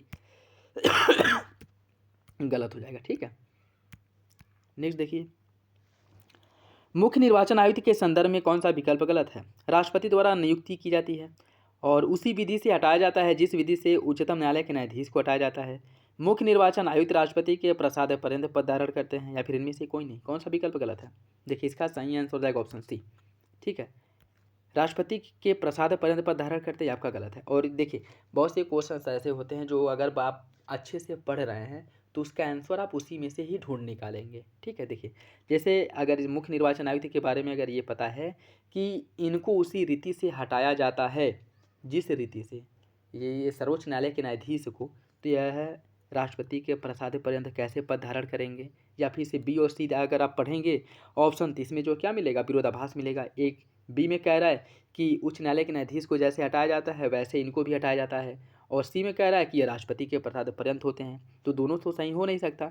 इसमें ये कन्फर्म हो गया कि बी और सी इन्हीं दोनों में से कोई एक विकल्प गलत है। ठीक है, बाकी ये और इसमें से हो गया 50%, तो आपका क्वेश्चन सॉल्व हो गया, 50% सही होने के चांसेस बढ़ गए। और इसमें से भी अगर आपको थोड़ा सा भी आपका दिमाग में अगर मतलब हिंट करे, ऐसा तो है नहीं कि आप लोग पढ़े नहीं हैं, अच्छे से पढ़े हैं। बस यही है कि उस समय प्रेजेंट टाइम में जो आप क्वेश्चन सॉल्व कर रहे हैं उस समय आपका प्रेजेंट ऑफ माइंड जो है ठीक होना चाहिए। ठीक है, बाकी आप लोग क्वेश्चन सॉल्व कर लेंगे, आप लोग सब पढ़े हैं, अच्छे से पढ़े हैं। तो इसमें अगर आपको ये है पता चल जाए कि ये अगर दिमाग में थोड़ा सा भी क्लिक करे कि इन्हें जो है सुप्रीम कोर्ट के न्यायाधीश के हटाने की जो रीति है उसी रीति से हटाया जाता है, तो ये भी आपका सही हो जाएगा। इसको आराम से टिक कर लेंगे। तो कहने का मतलब क्या है? कहने का मतलब बस इतना है कि एग्जामिनेशन हॉल में क्वेश्चंस पेपर अगर आप लोग सॉल्व कर रहे हैं तो इत्मीनान से दिमाग को ठंडा करके क्वेश्चंस पेपर को सॉल्व करिए, अच्छे से क्वेश्चंस पढ़िए। नहीं समझ में आए तो 1 से 2 बार पढ़िए। ठीक है, लेकिन उसको अच्छे से पढ़िए। अगर अच्छे से आप लोग पढ़ते हैं तो बहुत से क्वेश्चंस के जो गलत हो रहे हैं उनके सही होने के चांसेस बढ़ जाते हैं। ठीक है, तो सही आंसर क्या हो जाएगा इसका? Option C. नेक्स्ट देखिए, भारत परिषद अधिनियम 1909 के बारे में देखिए, कौन सा विकल्प सही है? मुसलमानों के लिए पृथक निर्वाचन वर्ग की व्यवस्था। इस अधिनियम के द्वारा कार्यकारिणी परिषद में विधि सदस्य के रूप में पहली बार भारतीयों की नियुक्ति की गई। यह अधिनियम मॉन्टेग्यू चेम्सफोर्ड सुधार के नाम से जाना जाता है। कौन सा विकल्प इसमें से सही है, ये आपको बताना है। देखिए, इसकी अगर हम बात करें, इसका जो सही आंसर है वो हो जाएगा आपका ऑप्शन पहला और दूसरा आपका सही है। ठीक है, पहला और दूसरा सही है तीसरा गलत हो जाएगा। ठीक है, क्योंकि 1909 का जो भारत परिषद अधिनियम था इसको मार्ले मिंटो सुधार के नाम से जाना जाता था। ठीक है, मार्ले मिंटो सुधार के नाम से। बाकी जो मॉन्टेग्यू चेम्सफोर्ड सुधार है इसे 1919 का जो अधिनियम था, इसे 1919 के भारत शासन अधिनियम को मॉन्टेग्यू चेम्सफोर्ड सुधार के नाम से जाना जाता है। ठीक है, तो पहला दूसरा सही है, तीसरा गलत है। अनुसूचियों के संदर्भ में देखिए, 10वीं अनुसूची केवल संसद के सदस्यों और विधानमंडल के सदस्यों पर ही लागू होता है। जून 1951 में अंतरिम संसद द्वारा संविधान में प्रथम संशोधन द्वारा 9वीं अनुसूची जोड़ी गई। 9वीं अनुसूची में रखे गए कानून की वैधता की जांच किसी भी न्यायालय द्वारा नहीं की जा सकती है। 10वीं अनुसूची पंचायती राज संस्थाओं और नगर पालिकाओं के सदस्यों पर भी लागू होता है। कौन सा विकल्प इसका सही होगा, ये आपको बताना है। देखिए, इसका सही आंसर हो जाएगा ऑप्शन बी, पहला और दूसरा सही है। ठीक है, पहला और दूसरा सही है। और 9वीं अनुसूची में रखे गए कानून की वैधता की जांच किसी न्यायालय द्वारा नहीं की जा सकती है, गलत है। जांच की जा सकती है, लेकिन इसके लिए एक क्राइटेरिया का क्या किया गया है, निर्धारण किया गया है। ठीक है, 2007 में उच्चतम न्यायालय ने निर्णय दिया था कि 24/7/1973 के बाद अगर कोई कानून इसमें डाला जाता है तो उसकी न्यायिक समीक्षा की जा सकती है। ठीक है, तो यह तीसरा आपका गलत हो जाएगा। बाकी 10वीं अनुसूची पंचायती राज संस्थाओं नगर पालिकाओं के सदस्यों पर भी लागू होता है, यह आपका गलत हो जाएगा। तो सही आंसर क्या है, पहला और दूसरा। नेक्स्ट देखिए, भारतीय संविधान में सन्निहित मूल अधिकारों की अवधारणा किस देश के संविधान से ली गई? फ्रांस, ब्रिटेन, संयुक्त राज्य अमेरिका या फिर रूस? कौन सा विकल्प इसका सही होगा? देखिए, इसका जो सही आंसर वो हो जाएगा आपका ऑप्शन है अमेरिका के संविधान से मूल अधिकार लिया गया। ऑप्शन सी हो जाएगा। सीएजी के कार्यकाल के बारे में देखिए। सीएजी का कार्यकाल 6 वर्ष या 65 वर्ष, 6 वर्ष या 65 वर्ष का जो भी पहले हो, 5 वर्ष या 65 जो भी पहले हो, 5 वर्ष या 70 वर्ष जो भी पहले हो। कौन सा विकल्प इसका सही होगा? इसका सही आंसर हो जाएगा ऑप्शन ए। सीएजी जो है 6 वर्ष या 65 वर्ष की आयु तक जो भी पहले हो अपने पद पर बना रहता है। ठीक है, तो ऑप्शन ए इसका सही हो जाएगा। राज्य मंत्री परिषद के संबंध में देखिए। छत्तीसगढ़, झारखंड, मध्य प्रदेश और ओडिशा में एक आदिवासी मंत्री की नियुक्ति अनिवार्य रूप से की जाएगी। एक मंत्री जो विधानमंडल के किसी सदन का सदस्य है तो दूसरे सदन की कार्यवाही में भाग लेने एवं बोलने का अधिकार है, लेकिन वह उस सदन में मतदान नहीं कर सकता है जिसका वह सदस्य है। वह उस सदन में मतदान नहीं कर सकता है जिसका वह सदस्य है। कौन सा विकल्प इसका सही होगा? देखिए, इसका सही आंसर हो जाएगा ऑप्शन है, पहला सही है, दूसरा गलत है। ठीक है, देखिए, एक मंत्री जो विधानमंडल के किसी एक सदन का सदस्य है तो दूसरे सदन की कार्यवाही में भाग लेने या बोलने का अधिकार है। यहाँ तक क्वेश्चन सही है। ठीक है, यहाँ तक क्वेश्चन जो है वो सही है, लेकिन वह उस सदन में मतदान नहीं कर सकता जिसका वह सदस्य है। इसके बाद ये क्वेश्चन ये जो है पार्ट इसका सेकेंड वाला ये गलत है। ठीक है, अगर यहाँ पे ये होता कि वह उस सदन में मतदान नहीं कर सकता जिसका वह सदस्य नहीं है तो ये भी आपका सही हो जाता। ठीक है, लेकिन ये गलत है, तो पहला सही हो जाएगा, दूसरा गलत है। यह जो है यहाँ तक सही है, इसके आगे का गलत है। ठीक है, तो ऑप्शन ए इसका सही हो जाएगा। नेक्स्ट देखिए, निम्नलिखित में मुख्यमंत्री के संवैधानिक कर्तव्यों को दिए गए, मुख्यमंत्री को जो संवैधानिक कर्तव्य दिए गए उसके बारे में देखिए। आपको कूट के हिसाब से सही आंसर का चयन करना है। मुख्यमंत्री राज्य के कार्यों के प्रशासन संबंधी विनिश्चय राज्यपाल को संसूचित करता है। मुख्यमंत्री विधि संबंधी जानकारी के बारे में राज्यपाल को सूचित करता है। मुख्यमंत्री किसी विषय को जिस पर किसी मंत्री ने निश्चय कर लिया है किंतु मंत्री परिषद ने विचार नहीं किया है, राज्यपाल द्वारा अपेक्षा किए जाने पर मंत्री परिषद के समक्ष रखवाता है। कौन सा विकल्प इसका सही होगा? देखिए, इसका जो सही आंसर हो जाएगा ऑप्शन डी। मुख्यमंत्री की शक्ति, उनके कर्तव्यों के बारे में सभी विकल्प सही है, ऑप्शन डी हो जाएगा। उच्च न्यायालय के बारे में देखिए। उच्च न्यायालय के न्यायाधीशों की नियुक्ति राष्ट्रपति कॉलेजियम की अनुशंसा पर करेगा। उच्च न्यायालय के न्यायाधीशों को शपथ राज्यपाल अथवा राज्यपाल द्वारा अधिकृत किए गए व्यक्ति द्वारा दिलाई जाती है। उच्च न्यायालय के न्यायाधीशों की योग्यताओं का उल्लेख संविधान के अनुच्छेद 217 में किया गया है। कौन सा विकल्प इसका सही होगा? देखिए, इसकी अगर हम बात करें, इसका जो सही आंसर हो जाएगा ऑप्शन डी। उच्च न्यायालय के बारे में, न्यायाधीशों के बारे में जो है सही है सब विकल्प। ठीक है, ऑप्शन डी हो जाएगा। सर्वोच्च न्यायालय के संबंध में देखिए। मूल रूप से सर्वोच्च न्यायालय में न्यायाधीशों की संख्या 8 निर्धारित की गई थी। राष्ट्रपति सर्वोच्च न्यायालय को विनियमित करने के लिए अधिकृत है। कौन सा विकल्प इसका सही है? इसका जो सही आंसर वो हो जाएगा ऑप्शन ए, पहला सही है, दूसरा गलत है। राष्ट्रपति सर्वोच्च न्यायालय को विनियमित करता है, गलत है। सर्वोच्च न्यायालय एक स्वतंत्र निकाय, सर्वोच्च संस्था है। ठीक है, जो स्वतंत्र रूप से कार्य करती है। ठीक है, इसके ऊपर किसी का ऐसा नहीं कि किसी के द्वारा, राष्ट्रपति के या फिर प्रधानमंत्री या फिर संसद द्वारा इसका विनियमन किया जाता है, यह गलत है। ठीक है, तो सही आंसर क्या हो जाएगा? ऑप्शन है, पहला सही है, दूसरा गलत है। निम्नलिखित में से सामाजिक, आर्थिक, राजनीतिक न्याय का उल्लेख संविधान के किस अनुच्छेद किसमें किया गया है? मूल कर्तव्य में है, प्रस्तावना में है, मूल अधिकार में है या फिर नीति निर्देशक तत्व में है? किसमें उल्लेख मिलता है सामाजिक, आर्थिक, राजनीतिक न्याय की? इसका सही आंसर हो जाएगा आपका ऑप्शन, कूट के हिसाब से आपको सही आंसर का चयन करना, तो वो हो जाएगा आपका ऑप्शन बी। ठीक है, मूल अधिकार और नीति निर्देशक तत्व में। ठीक है, सामाजिक, आर्थिक, राजनीतिक न्याय की व्यवस्था की गई है। ठीक, ऑप्शन बी हो जाएगा। ठीक है, किसमें किसमें किया गया? ऑप्शन बी इसका सही है। प्रस्तावना में यह देखने को मिलता है और नीति निर्देशक तत्व में सामाजिक, आर्थिक एवं राजनीतिक न्याय की जो व्याख्या है या फिर इसका जो उल्लेख है यह प्रस्तावना और नीति निर्देशक तत्व में किया गया है। ठीक है, ऑप्शन बी हो जाएगा। लोक लेखा समिति के बारे में देखिए। इसमें सदस्यों की संख्या 22 होती है, 15 राज्यसभा और 7 लोकसभा से होते हैं। इस समिति का अध्यक्ष विपक्ष दल से होता है। कौन सा विकल्प इसका सही होगा? इसका जो सही आंसर वो हो जाएगा ऑप्शन सी, पहला और तीसरा सही, दूसरा गलत है। दूसरा क्यों गलत है? क्योंकि उल्टा दिया है। 15 सदस्य जो होते हैं वह लोकसभा से होते हैं और 7 होते हैं राज्यसभा से। ठीक है, 7 होते हैं राज्यसभा से, तो पहला तीसरा सही है, दूसरा गलत है। राष्ट्रीय आपातकाल के संदर्भ में निम्नलिखित कथनों पर विचार कीजिए। राष्ट्रीय आपातकाल के दौरान लोकसभा के कार्यकाल को एक बार में 1 वर्ष के लिए बढ़ाया जा सकता है। एक बार संसद द्वारा मंजूरी मिलने के बाद राष्ट्रीय आपातकाल 6 माह तक जारी रहता है। कौन सा विकल्प इसका सही है? देखिए, इसका जो सही आंसर है वो हो जाएगा आपका ऑप्शन सी, दोनों विकल्प सही हो जाएगा। ठीक है, दोनों विकल्प सही है। राष्ट्रीय आपातकाल जिसका उल्लेख जो अनुच्छेद 352 में किया गया, 352 में किया गया। ठीक है, ऑप्शन सी इसका सही है। 92वें संविधान संशोधन अधिनियम द्वारा 8वीं सूची में कौन कौन सी भाषाएं जोड़ी गई थी? डोंगरी, नेपाली, मैथिली, कोंकणी और मणिपुरी। कौन सा विकल्प इसका सही होगा? देखिए, इस क्वेश्चंस को हम लोग बहुत अच्छे से सॉल्व कर चुके हैं। प्रीवियस जो क्वेश्चन टेस्ट सीरीज कराए गए हैं उसमें से अब तक जो 8वीं सूची में संशोधन हुए हैं और जितनी भाषाएं जोड़ी गई हैं सभी से रिलेटेड जो है बताया गया था आपको, ठीक। और ट्रिक भी बताया गया था कि एक का ट्रिक है नमक और एक का ट्रिक है बोडमास। जो लोग कंटिन्यू इससे जुड़े हैं उनको पता होगा, ठीक है। तो इसके अंतर्गत जो भाषाएं जोड़ी गई थी 92वां संविधान संशोधन द्वारा, और 92वां संविधान संशोधन जो है इसके द्वारा जो भाषाएं जोड़ी गई थी जो 2003 में हुआ था, बोडो डोंगरी मैथिली और संथाली भाषाओं को जोड़ा गया था, ठीक है। बोडो डोंगरी मैथिली और संथाली भाषा को जोड़ा गया था 92वां संविधान संशोधन 2003 द्वारा, ठीक है। और इसके पहले 71वां संविधान संशोधन हुआ था 1992 में, जिसके द्वारा नमक को जोड़ा गया था। नमक मतलब है नेपाली, मणिपुरी और कोंकणी, नेपाली, मणिपुरी और कोंकणी, या 71वां संविधान संशोधन 1992 द्वारा जोड़ा गया था, ठीक है। और उसके पहले एक बार और संविधान संशोधन किया गया था, 21वां संविधान संशोधन हुआ था 1967 में, और इसके द्वारा सिंधी भाषा को जोड़ा गया था, ठीक है। किसको जोड़ा गया था? सिंधी भाषा को जोड़ा गया था। तो ये भी आप याद रखिएगा, ठीक है।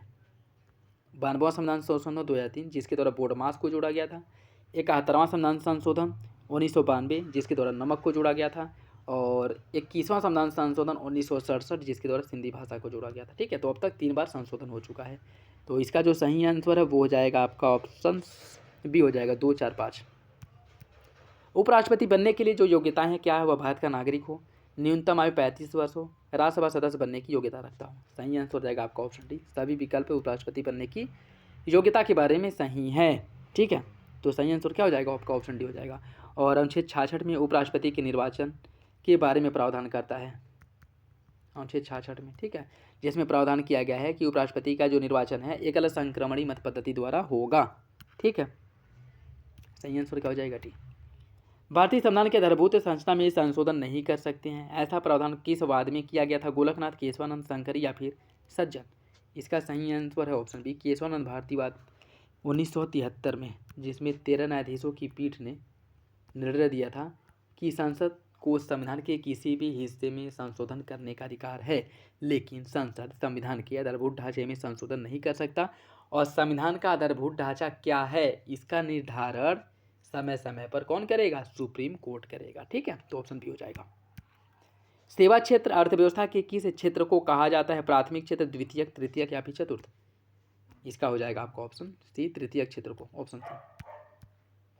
एशिया प्रशांत आर्थिक सहयोग जो Asia Pacific economic operation APEC है, इसके संदर्भ में देखिए एपीईसी वर्तमान में इसमें 21 सदस्य अर्थव्यवस्थाओं वाला यह संगठन है। एपीईसी इसका जो मुख्यालय सिंगापुर में है, और इसके जो सदस्य हैं अर्थव्यवस्थाओं का जो मुख्य रूप से लक्ष्य है वह संतुलित, समावेशी, संपोषणी और समृद्धि का सृजन करना। कौन सा विकल्प इसका सही होगा?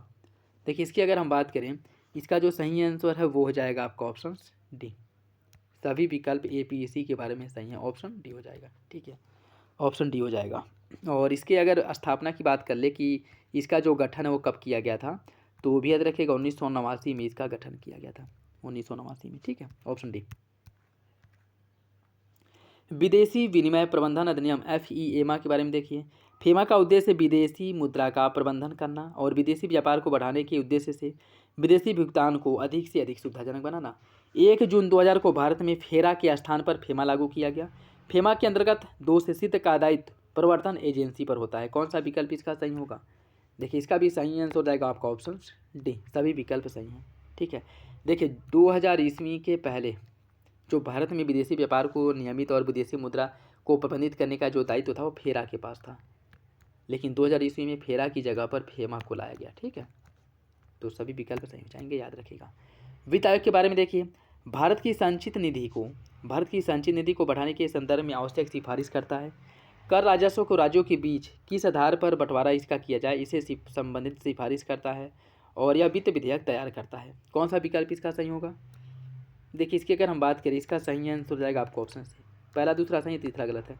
वित्त विधेयक तैयार करता है, यह गलत है, ठीक है। वित्त विधेयक तैयार करने की जिम्मेदारी इसके पास नहीं होती है। और वित्त आयोग की बात करें तो इसका जो उल्लेख है अनुच्छेद 280 में किया गया है, और राष्ट्रपति प्रत्येक 5 वर्ष के अंतराल पर वित्त आयोग का गठन करता है।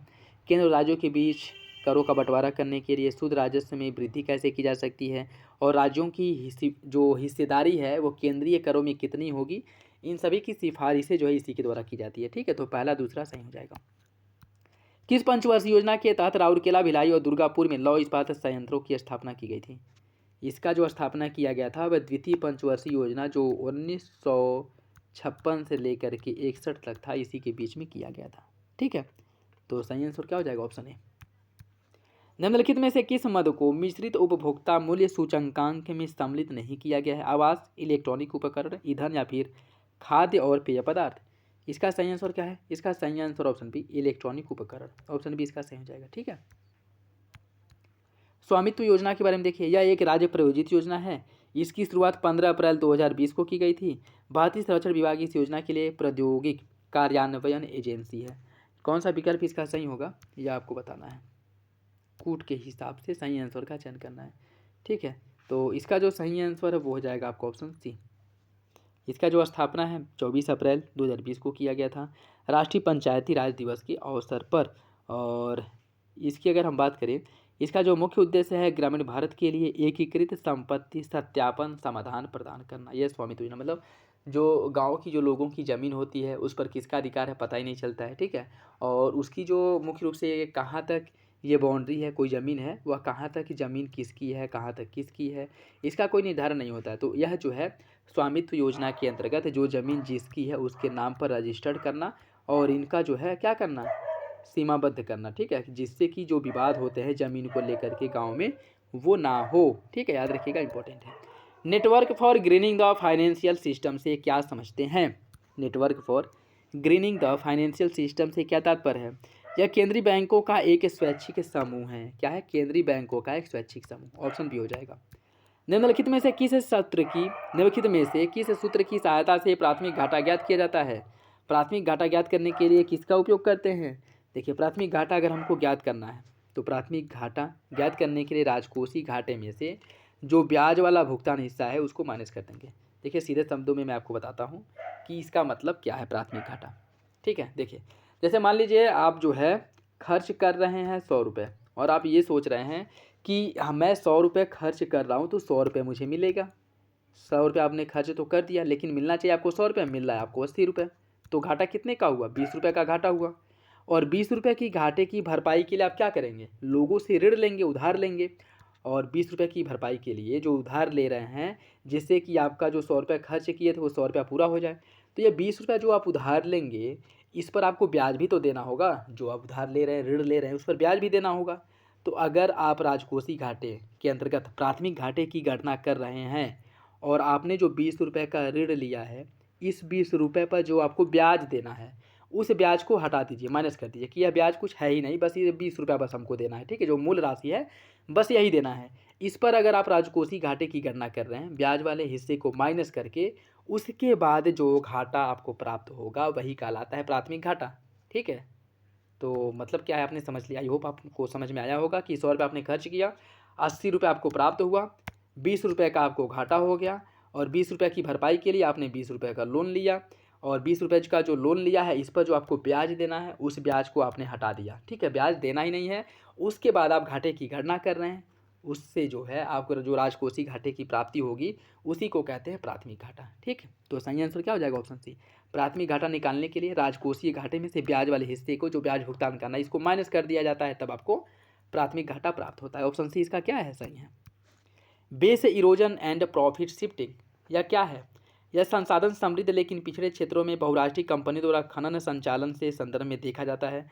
बहुराष्ट्रीय कंपनी द्वारा कर चोरी पर अंकुश लगाना, बहुराष्ट्रीय कंपनी द्वारा किसी देश के आनुवंशिक संसाधनों का शोषण या फिर विकास परियोजनाओं की योजना और क्रियान्वयन में पर्यावरण लगने पर विचार करने की कमी। कौन सा विकल्प इसका सही होगा? देखिए, इसकी अगर हम बात करें, इसका जो सही आंसर है वो हो जाएगा आपका ऑप्शन से भी, बहुराष्ट्रीय कंपनियों द्वारा कर की चोरी पर अंकुश लगाना। यही है base erosion and profit shifting. इसका मतलब क्या होता है? देखिए, मान लीजिए कोई एक कंपनी है ए, ठीक है, यह भारत में भी कार्यरत है और कर की दर सबसे अधिक है मॉरिशस में भी कार्यरत है, मॉरिशस में भी। ठीक है, दोनों देशों में कार्य कर रही है। ठीक, तो भारत में क्या है कि भारत में इसका प्रॉफिट हुआ 10%, मॉरिशस में प्रॉफिट हुआ 5%। भारत में जो कर की दर है वो मान लीजिए 10% है और मॉरिशस में जो कर की दर है वह 2% है। ठीक है, तो ये कंपनी जो है वो क्या करेगी?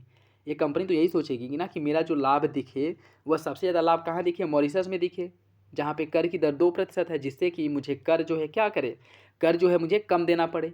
अगर भारत में मैं प्रॉफिट अपना ज़्यादा दिखाता हूँ तो यहाँ पे 10% टैक्स लगेगा जो कि ज़्यादा देना पड़ेगा, और मॉरिशस में 2% टैक्स लगेगा जो कि कम देना पड़ेगा। तो ये कंपनी क्या करेगी, यह कंपनी अपना जो प्रॉफिट है वह अब ज़्यादा भारत में ना दिखा करके कहाँ दिखाएगी, मॉरिशस में दिखाएगी। एक ही कंपनी दोनों जगह कार्यरत है, तो अगर एक जो है कोई रॉ मटेरियल भारत से मॉरिशस में भेजता है तो ये तो रॉ मटेरियल है, अंतिम उत्पाद तो है नहीं। तो यहाँ पे क्या करेगा ये, यहाँ पे ये करेगा कि अपना जो ज़्यादा प्रॉफिट है या भारत में ना दिखा करके मॉरिशस में दिखाएगा जहाँ पे कर की दर कम है। इसी को कहा जाता है base erosion and profit shifting. अपनी प्रॉफिट क्या कर रहा है, या शिफ्ट कर रहा है भारत से कहाँ पे, मॉरिशस में। इसी को रोकने के लिए लाया गया था। ठीक है, तो आई होप आपको समझ में आया होगा। ऑप्शन 20 का सही। ठीक, नेक्स्ट देखिए, निम्नलिखित कथनों पर विचार कीजिए। ओजोन परत को हानि पहुंचाने वाला घरेलू उपकरण एयर कंडीशन है। मोटर वाहनों से निकलने वाला धुआं ग्रीन हाउस प्रभाव उत्पन्न करता है। उष्णकटिबंधीय मिट्टी या नाइट्रस ऑक्साइड का प्राकृतिक स्रोत है। कौन सा विकल्प इसका सही होगा? देखिए, इसका जो सही आंसर है वो हो जाएगा ऑप्शन डी, सभी विकल्प सही हो जाएंगे। देखिए, जो भी क्वेश्चन सॉल्व कराए जाते हैं कोशिश यही रहती है कि बहुत अच्छे से सिंपल शब्दों में आप लोगों को समझाया जाए, लेकिन इसके पीछे बहुत से रीज़न होते हैं। जैसे कि यहाँ पे जो है ये पेन जो चलती है वो अच्छी नहीं चलती है, तो ज़्यादा नहीं, बस कुछ दिनों की बात है। कुछ दिनों के बाद जो शिफ्ट जो है वो किया जाएगा, जैसे या तो फिर डिजिटल बोर्ड पे या फिर जो लैपटॉप है उससे जो वीडियो अगर रिकॉर्ड किया जाएगा, अभी तो फ़ोन से ही किया जाता है, तो वहाँ पे आप लोगों को ज़्यादा अच्छी तरह से समझाने का मौका मिलेगा। ठीक है, जिससे कि जो भी क्वेश्चन सॉल्व कराए जाते हैं उससे रिलेटेड प्रॉपर जो कन्फ्यूजन है, जो डाउट है वो आपके क्लियर हो जाए। और जो भी की पॉइंट आपके आते हैं, मतलब जो भी ये टर्मिनोलॉजी आती है, जैसे प्रॉफिट, ये क्या कहते हैं, बेस इरोजन, प्रॉफिट शिफ्टिंग आ गया, या प्राथमिक घाटा ये हो गया, प्रभावी राजस्व घाटा जो है वो क्या होता है। ठीक है, तो ये सब होते क्या हैं, या फिर से इनको आसान शब्दों में कैसे समझा जा सके, थोड़ा बहुत अच्छे से समझाया जा सकेगा। तो आई होप आप लोग समझ रहे होंगे, मैनेज करिए, बाकी बस कुछ दिनों की बात है। तो आप लोगों के लिए अच्छे कंटेंट के साथ अच्छी तरह से एक समझाने का मौका मिलेगा। ठीक है, तो क्वेश्चन नेक्स्ट देखिए। इसकी अगर हम बात करें, जो नेक्स्ट क्वेश्चन है ओजोन परत, इसका क्या है, ऑप्शन डी हो जाएगा। हम लोग देखे ही हैं, ऑप्शन डी इसका सही है। नेक्स्ट देखिए, इकोलॉजी, पारिस्थितिकी शब्द का सर्वप्रथम जो प्रयोग है वह किसने किया था? टेलर, डार्विन, रीटल या फिर टॉन्सले। इकोलॉजी शब्द या फिर पारिस्थितिकी शब्द का जो प्रयोग है सबसे पहले किया था टांसले ने, एजी टांसले द्वारा, इनके द्वारा प्रयोग किया गया था। ठीक है, एजी टांसले ने सबसे पहले प्रयोग किया था, तो ऑप्शन डी इसका सही हो जाएगा। नेक्स्ट देखिए, निम्नलिखित में से कौन सा जीव समूह आहार श्रृंखला बनाता है? मानव, घास मानव मछली, घास बकरी मानव, पेड़ काटने का और बकरी गाय मानव। कौन सा विकल्प इसका सही होगा? देखिए, इसकी अगर हम बात करें तो इसका जो सही जो खाद्य श्रृंखला है उसमें घास को बकरी खाएगी, बकरी को मानव खाएगा, यह आपका सही है। ठीक, ऑप्शन बी हो जाएगा। निम्नलिखित में से कौन सा सौर ऊर्जा को रासायनिक ऊर्जा में परिवर्तित करता है? उत्पादक, प्राथमिक उपभोक्ता, द्वितीयक उपभोक्ता या फिर तृतीयक उपभोक्ता। इसका सही आंसर क्या होगा? सौर ऊर्जा को रासायनिक ऊर्जा में कौन कन्वर्ट करता है? इसका जो सही आंसर वो हो जाएगा आपका ऑप्शन बी, प्राथमिक उपभोक्ता। ठीक है, देखिए, खाद्य श्रृंखला में उत्पादक जो होते हैं इनको प्राथमिक उपभोक्ता, द्वितीयक उपभोक्ता, तृतीयक उपभोक्ता और घटक के रूप में इनको शामिल किया गया। ठीक है, उत्पादक में प्राकृतिक जैसी जो वनस्पतियाँ हो गई ये सभी आती हैं। प्राथमिक उपभोक्ता में जैसे जो शाकाहारी जीव जंतु होते हैं वह प्राथमिक उपभोक्ता के अंतर्गत आते हैं। द्वितीयक उपभोक्ता के अंतर्गत मांसाहारी। ठीक है, तो घास जो है बकरी मानव सभी आहार श्रृंखला का निर्माण करते हैं। इसका जो सही आंसर भी हो जाएगा। निम्नलिखित में से जलवायु परिवर्तन के संदर्भ में देखिए, जलवायु परिवर्तन, एक सेकेंड, इसमें क्या है, कौन सौर ऊर्जा को सौर ऊर्जा को रासायनिक ऊर्जा में तो उत्पादक बदलेंगे ना जी, प्राथमिक उपभोक्ता कहाँ से आ जाएगा? सौर ऊर्जा को रासायनिक, सौर ऊर्जा का उपयोग करके भोजन का निर्माण जो किया जाता है उत्पादकों द्वारा किया जाता है, न कि प्राथमिक उपभोक्ताओं द्वारा थोड़ी किया जाता है। उत्पादकों का ये तो जो प्राथमिक उपभोक्ता, इसके अंदर बकरियाँ जो शाकाहारी जीव जंतु आते हैं वो सभी प्राथमिक उपभोक्ता के अंतर्गत आते हैं, जो इनका जो क्या करते हैं, जो उत्पादक होते हैं इनको ग्रहण करते हैं, मतलब जो घास वगैरह होते हैं इनको खाते हैं। तो ये कहाँ से आएगा जी? आपका जो सही आंसर है वो ए हो जाएगा। ठीक है, उत्पादक जो है वो सौर ऊर्जा का उपयोग करके रासायनिक ऊर्जा में कन्वर्ट करते हैं इसको। ठीक है, तो ऑप्शन ए होगा। ठीक, नेक्स्ट देखिए, निम्नलिखित में से जलवायु परिवर्तन के लिए उत्तरदायी ग्रीन हाउस गैसों का सही युग्म क्या होगा? Carbon dioxide, methane, sulphur dioxide, carbon dioxide, nitrogen oxide, methane, methane, chlorine, fluorinated gas, या फिर nitrous oxide, methane, chlorine, carbon. कौन सा विकल्प इसका सही होगा ये आपको बताना है। देखिए इसकी अगर हम बात करें, इसका जो सही आंसर वो हो जाएगा आपको option D, nitrous oxide, methane और क्लोरोफ्लोरोकार्बन। ऑप्शन डी इसका सही है, या मुख्य रूप से ग्रीन हाउस गैसों के लिए उत्तरदायी है। निम्नलिखित में से कौन सा कथन नाभिकीय विखंडन से संबंधित है? बड़े तथा भारी नाभिकों के छोटे नाभिकों में टूटने की प्रक्रिया, एक परमाणु बम में बहुत अधिक ऊर्जा का अवशोषण, और तारों में ऊर्जा का विखंडन, यूरेनियम के रेडियोधर्मी विघटन का अंतिम उत्पाद टीन ऐसा होता है। कौन सा विकल्प सही है? देखिए इसकी अगर हम बात करें, इसमें नाभिकीय विखंडन के बारे में पूछा है। बड़े नाभिक का छोटे नाभिकों में टूटना ही नाभिकीय विखंडन कहलाता है। ऑप्शन नहीं हो जाएगा। नाखून और बाल में निम्नलिखित में से कौन सा प्रोटीन पाया जाता है? नाखून और बाल में ग्लोबुलिन, कैसीन, इसमें जो मुख्य रूप से पाया जाता है कैरोटीन पाया जाता है नाखून और बाल में। ठीक है, तो ऑप्शन बी हो जाएगा। ऑप्शन बी इसका सही है। निम्नलिखित में से रक्त ग्लूकोज स्तर सामान्यतः किस में व्यक्त किया जाता है? ग्राम प्रति लीटर, SG/mm में, मिलीग्राम प्रति डेसीलीटर, या फिर भाग प्रति मिलियन। इसका सही आंसर क्या होगा? इसका जो सही आंसर है वो हो जाएगा आपका ऑप्शन सी, मिलीग्राम प्रति डेसीलीटर में। ऑप्शन सी हो जाएगा। निम्नलिखित में से कौन सा युग में सुमेलित है? नेशनल बॉटेनिकल रिसर्च इंस्टीट्यूट है लखनऊ में, सेंट्रल ड्रग रिसर्च इंस्टीट्यूट नई दिल्ली में, Indian council of agriculture research Lucknow, centre for solution and biology, ये आपके पुणे में। कौन सा विकल्प इसमें से सुमेलित है?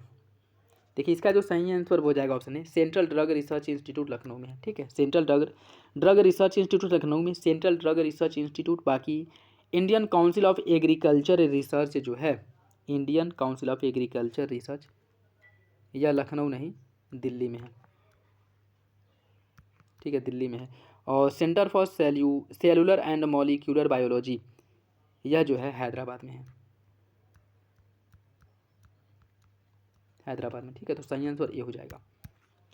एक तार में बहुत विद्युत धारा एवं विभवांतर प्रत्येक को 3 गुना बढ़ा दिया जाए तो विद्युत शक्ति पर क्या प्रभाव पड़ेगा? विद्युत शक्ति की अगर हम बात करें तो यह 9 गुना बढ़ जाएगी। ठीक है, 9 गुना बढ़ जाएगी। ठीक, देखिए विद्युत शक्ति बराबर विद्युत धारा गुणे विभवांतर होता है, P बराबर I गुणे V। ठीक, तो अगर P जो है इसको बढ़ाए 3 गुना, ठीक है, 3I गुणे 3 विभवांतर है, तो P ये कितना हो जाएगा? 3 3 9, तो कितना हो जाएगा? 9 गुना हो जाएगा। ठीक, ऑप्शन सी। कोहरे में कौन सा कोलाइडी तंत्र अभिव्यक्त होता है? द्रव में गैस, गैस में द्रव, या फिर ठोस में गैस, या गैस में ठोस। इसका सही आंसर क्या होगा? इसका जो सही आंसर है वो हो जाएगा ऑप्शन बी, गैस में द्रव। ऑप्शन बी इसका सही है। निम्नलिखित कथनों पर विचार कीजिए। फीता कृमि एक लिंगी होते हैं, फाइलेरिया नेमेटोड होते हैं, गोल कृमि एक लिंगी होते हैं, या फिर केचुआ उभयलिंगी होते हैं। कौन सा विकल्प इसका सही है? देखिए इसका जो सही आंसर है वो हो जाएगा आपका ऑप्शन बी हो जाएगा। 2 3 4 पहला गलत है। फीता कृमि एक लिंगी नहीं या उभय लिंगी होते हैं, तो यह गलत है, बाकी सही है। साथियों देखिए सारे ऑप्शंस को अच्छे से जो है एक्सप्लेन किया जा रहा है, इसलिए हो सकता है कि वीडियो थोड़े लंबे हो जाएं, तो आप लोग जो है अपने हिसाब से मैनेज कर लीजिएगा। ठीक है, क्योंकि सारे ऑप्शंस को अगर एक्सप्लेन किया जाता है तो वीडियो लंबे हो जाते हैं। ठीक है, बाकी नेक्स्ट देखिए, कुछ फसल दिया गया और किस में दिया गया है उसे आपको समझ करना। लोबिया की अगर हम बात करें, लोबिया की फसल की जो किस्म है, जो पूसा कोमल है, लोबिया की एक प्रजाति है। ठीक है, मिर्च की पूसा सदाबहार, मिर्च की प्रजाति है। फूल गोभी की बात करें तो पूसा जो शुभ्रा है या इसकी प्रजाति है। सरसों की पूसा स्वड़ी। ठीक है, सही आंसर हो जाएगा 4 3 1 2, ऑप्शन बी 4 3 1 2। स्विस चीज में पाए जाने वाली जो बैक्टीरिया है, कौन सी बैक्टीरिया पाई जाती है? इसमें प्रोपियोनियो बैक्टीरियम सरमैनाई पाया जाता है। ठीक है, प्रोपियोनी बैक्टीरियम सरमैनाई यह पाया जाता है स्विस चीज में। ठीक है, ऑप्शन सी हो जाएगा। गायनिकोमेस्टिया के संदर्भ में कौन सा विकल्प सही है? इनमें लिंग गुणसूत्रों में से केवल एक एक्स गुणसूत्र उभयलिंगी होता है। इनमें लिंग गुणसूत्र 2 के बजाय 3 और प्रायः XX होते हैं। यह लिंग गुणसूत्रों के लिए मोनोसोमिक 2n होते हैं। इसका स्त्री रूप पूर्ण रूपेण विकसित नहीं होता है। वह कद छोटा और जनांग अल्प विकसित होते हैं। कौन सा विकल्प इसके बारे में सही है? इसका सही आंसर हो जाएगा ऑप्शन बी। ठीक है, ऑप्शन बी इसका सही है। नेक्स्ट देखिए, जल में घुलनशील विटामिन बी और सी है, वसा में घुलनशील vitamin A, D, E, K है। विटामिन को सहायक आहार कारक भी कहा जाता है। कौन सा विकल्प इसका सही होगा? देखिए इसकी अगर हम बात करें, इसका जो सही आंसर है वो हो जाएगा ऑप्शन डी, सभी विकल्प सही है। ऑप्शन डी हो जाएगा। किसी वस्तु का भार होता है पृथ्वी की सतह पर सब जगह समान होता है, ध्रुवों पर अधिकतम होता है, विषुवत रेखा पर अधिकतम, या फिर ध्रुवों पर न्यूनतम। कौन सा विकल्प इसका सही होगा? देखिए इसकी अगर हम बात करें, इसका जो सही आंसर है वो हो जाएगा आपका ऑप्शन बी, ध्रुवों पर अधिकतम होता है। आपने एक चीज़ नोटिस किया है कि रॉकेट का जो भारत में प्रक्षेपण जो किया जाता है वह ज़्यादातर दक्षिण भारत के जो थुम्बा या फिर से केरल वो जो क्षेत्र हो गए वहीं से किया जाता है। और वहीं से ऐसा क्यों किया जाता है, आपने कभी ये वो किया है, नोटिस किया है कि वहाँ से ही क्यों किया जाता है? बाकी भारत के उत्तर से, जैसे जब अगर ये है जम्मू कश्मीर वाले क्षेत्र से, लद्दाख वाले क्षेत्र से, या फिर और भी जगहों से, जैसे महाराष्ट्र हो गया, ठीक है, या फिर से इधर उड़ीसा हो गया, उधर से भी किया जा सकता है। लेकिन ज़्यादा दक्षिण भारत के जो राज्य हैं या फिर जो क्षेत्र हैं उधर ही से ही, जैसे श्रीहरिकोटा हो गया, थुम्बा हो गया, इन्हीं सब जगहों से किया जाता है। इसके पीछे रीज़न क्या है, आपने कभी नोटिस किया है? देखिए, इसके पीछे रीज़न ये है कि वह जो विषुवत रेखा है वह उसके नज़दीक है। ठीक है, भारत का जो ये क्षेत्र है वह विषुवत रेखा के नज़दीक है, और विषुवत रेखा पे जो गुरुत्वाकर्षण बल है, ठीक है, विषुवत रेखा पे जो गुरुत्वाकर्षण बल है वो कम लगता है, ठीक, कम लगता है। और यहाँ पे जैसे अगर हम रॉकेट का प्रक्षेपण कर रहे हैं तो उसके लिए ईंधन की जो खपत है वह अन्य क्षेत्रों, अन्य जगहों की तुलना में ईंधन की खपत कम होती है। यही वजह है कि वहाँ पे वो क्या कहते हैं, वहाँ से प्रक्षेपण किया जाता है। तो यहाँ पे जब गुरुत्वाकर्षण बल कम लगेगा या फिर से वस्तु कम लगेगा तो कोई भी वस्तु होगी उसकी भार में कमी आएगी कि नहीं आएगी? आएगी ना। तो वैसे अगर हम लोग भी विषुवत रेखा के पास अगर खड़े हैं तो वहाँ पे हमारे भार में कमी देखने को मिलेगी, और जैसे जैसे हम लोग ऊपर बढ़ते जाएंगे ध्रुवों की तरफ, हमारे भार में वृद्धि होती जाएगी। तो किसी वस्तु का जो भार है वह ध्रुवों पे क्या होता है, ध्रुवों पर अधिकतम होता है, विषुवत रेखा पर कम होता है। याद रखिएगा, आई होप अब ये आपको कभी ना भूलेगा। नेक्स्ट देखिए, जल का जो अपेक्षिक घनत्व है सबसे अधिक किस ताप पर होता है? 273 केल्विन, 323 केल्विन, 277.15 केल्विन, या फिर 283.15 केल्विन। इसका सही आंसर क्या होगा? देखिए, इसके सही आंसर की अगर हम बात करें तो उसका सही आंसर हो जाएगा आपका ऑप्शन सी, 277.15 केल्विन। निम्नलिखित कथनों पर विचार कीजिए। नीले एवं बैंगनी रंग का तरंग दैर्घ्य कम होता है, लाल रंग का प्रकीर्णन सबसे कम होता है, घास का रंग हरा दिखाई देता है क्योंकि यह हरे रंग के प्रकाश को अवशोषित करता है। कौन सा विकल्प इसका सही होगा? देखिए, इसका जो सही आंसर है वो हो जाएगा आपका ऑप्शन बी, पहला दूसरा सही है। नीले एवं बैंगनी रंग का जो तरंग दैर्घ्य है वो कम होता है, बात आपका सही है। लाल रंग का प्रकीर्णन सबसे कम होता है, बात भी बिल्कुल सही है। देखिए, लाल रंग का जो प्रकीर्णन है वो सबसे कम होता है, और बैंगनी रंग का जो प्रकीर्णन है वो सबसे अधिक होता है। ठीक है, लाल रंग का तरंग दैर्घ्य सबसे अधिक होता है और बैंगनी रंग का तरंग दैर्घ्य सबसे कम होता है। तो इसके बीच जो है ये अपोजिट संबंध होता है। ठीक है, और बाकी घास का रंग हरा हमें इसलिए दिखाई देता है क्योंकि यह हरे रंग के प्रकाश को अवशोषित नहीं, हरे रंग को प्रकाश को अवशोषित नहीं करता है, सभी रंगों के प्रकाश को अपने अंदर एब्जॉर्ब कर लेता है, उसको समाहित कर लेता है, उसको अवशोषित कर लेता है। केवल हरे रंग का जो प्रकाश होता है इसको क्या करता है, इसको उत्सर्जित कर देता है, जिस कारण जो हरे रंग का चीज़ है वो हमें हरा दिखाई देता है, हरा प्रतीत होता है। ठीक है, तो पहला दूसरा सही है, तीसरा गलत है। कार में पीछे के यातायात के दृश्य या अवलोकन को देखने के लिए किस दर्पण का उपयोग होता है? समतल, उत्तल, गोली या फिर बेलनाकार। इसका सही आंसर क्या होगा? देखिए, इसका जो सही आंसर वो हो जाएगा ऑप्शन बी, उत्तल दर्पण का उपयोग किया जाता है, ऑप्शन बी सही हो जाएगा।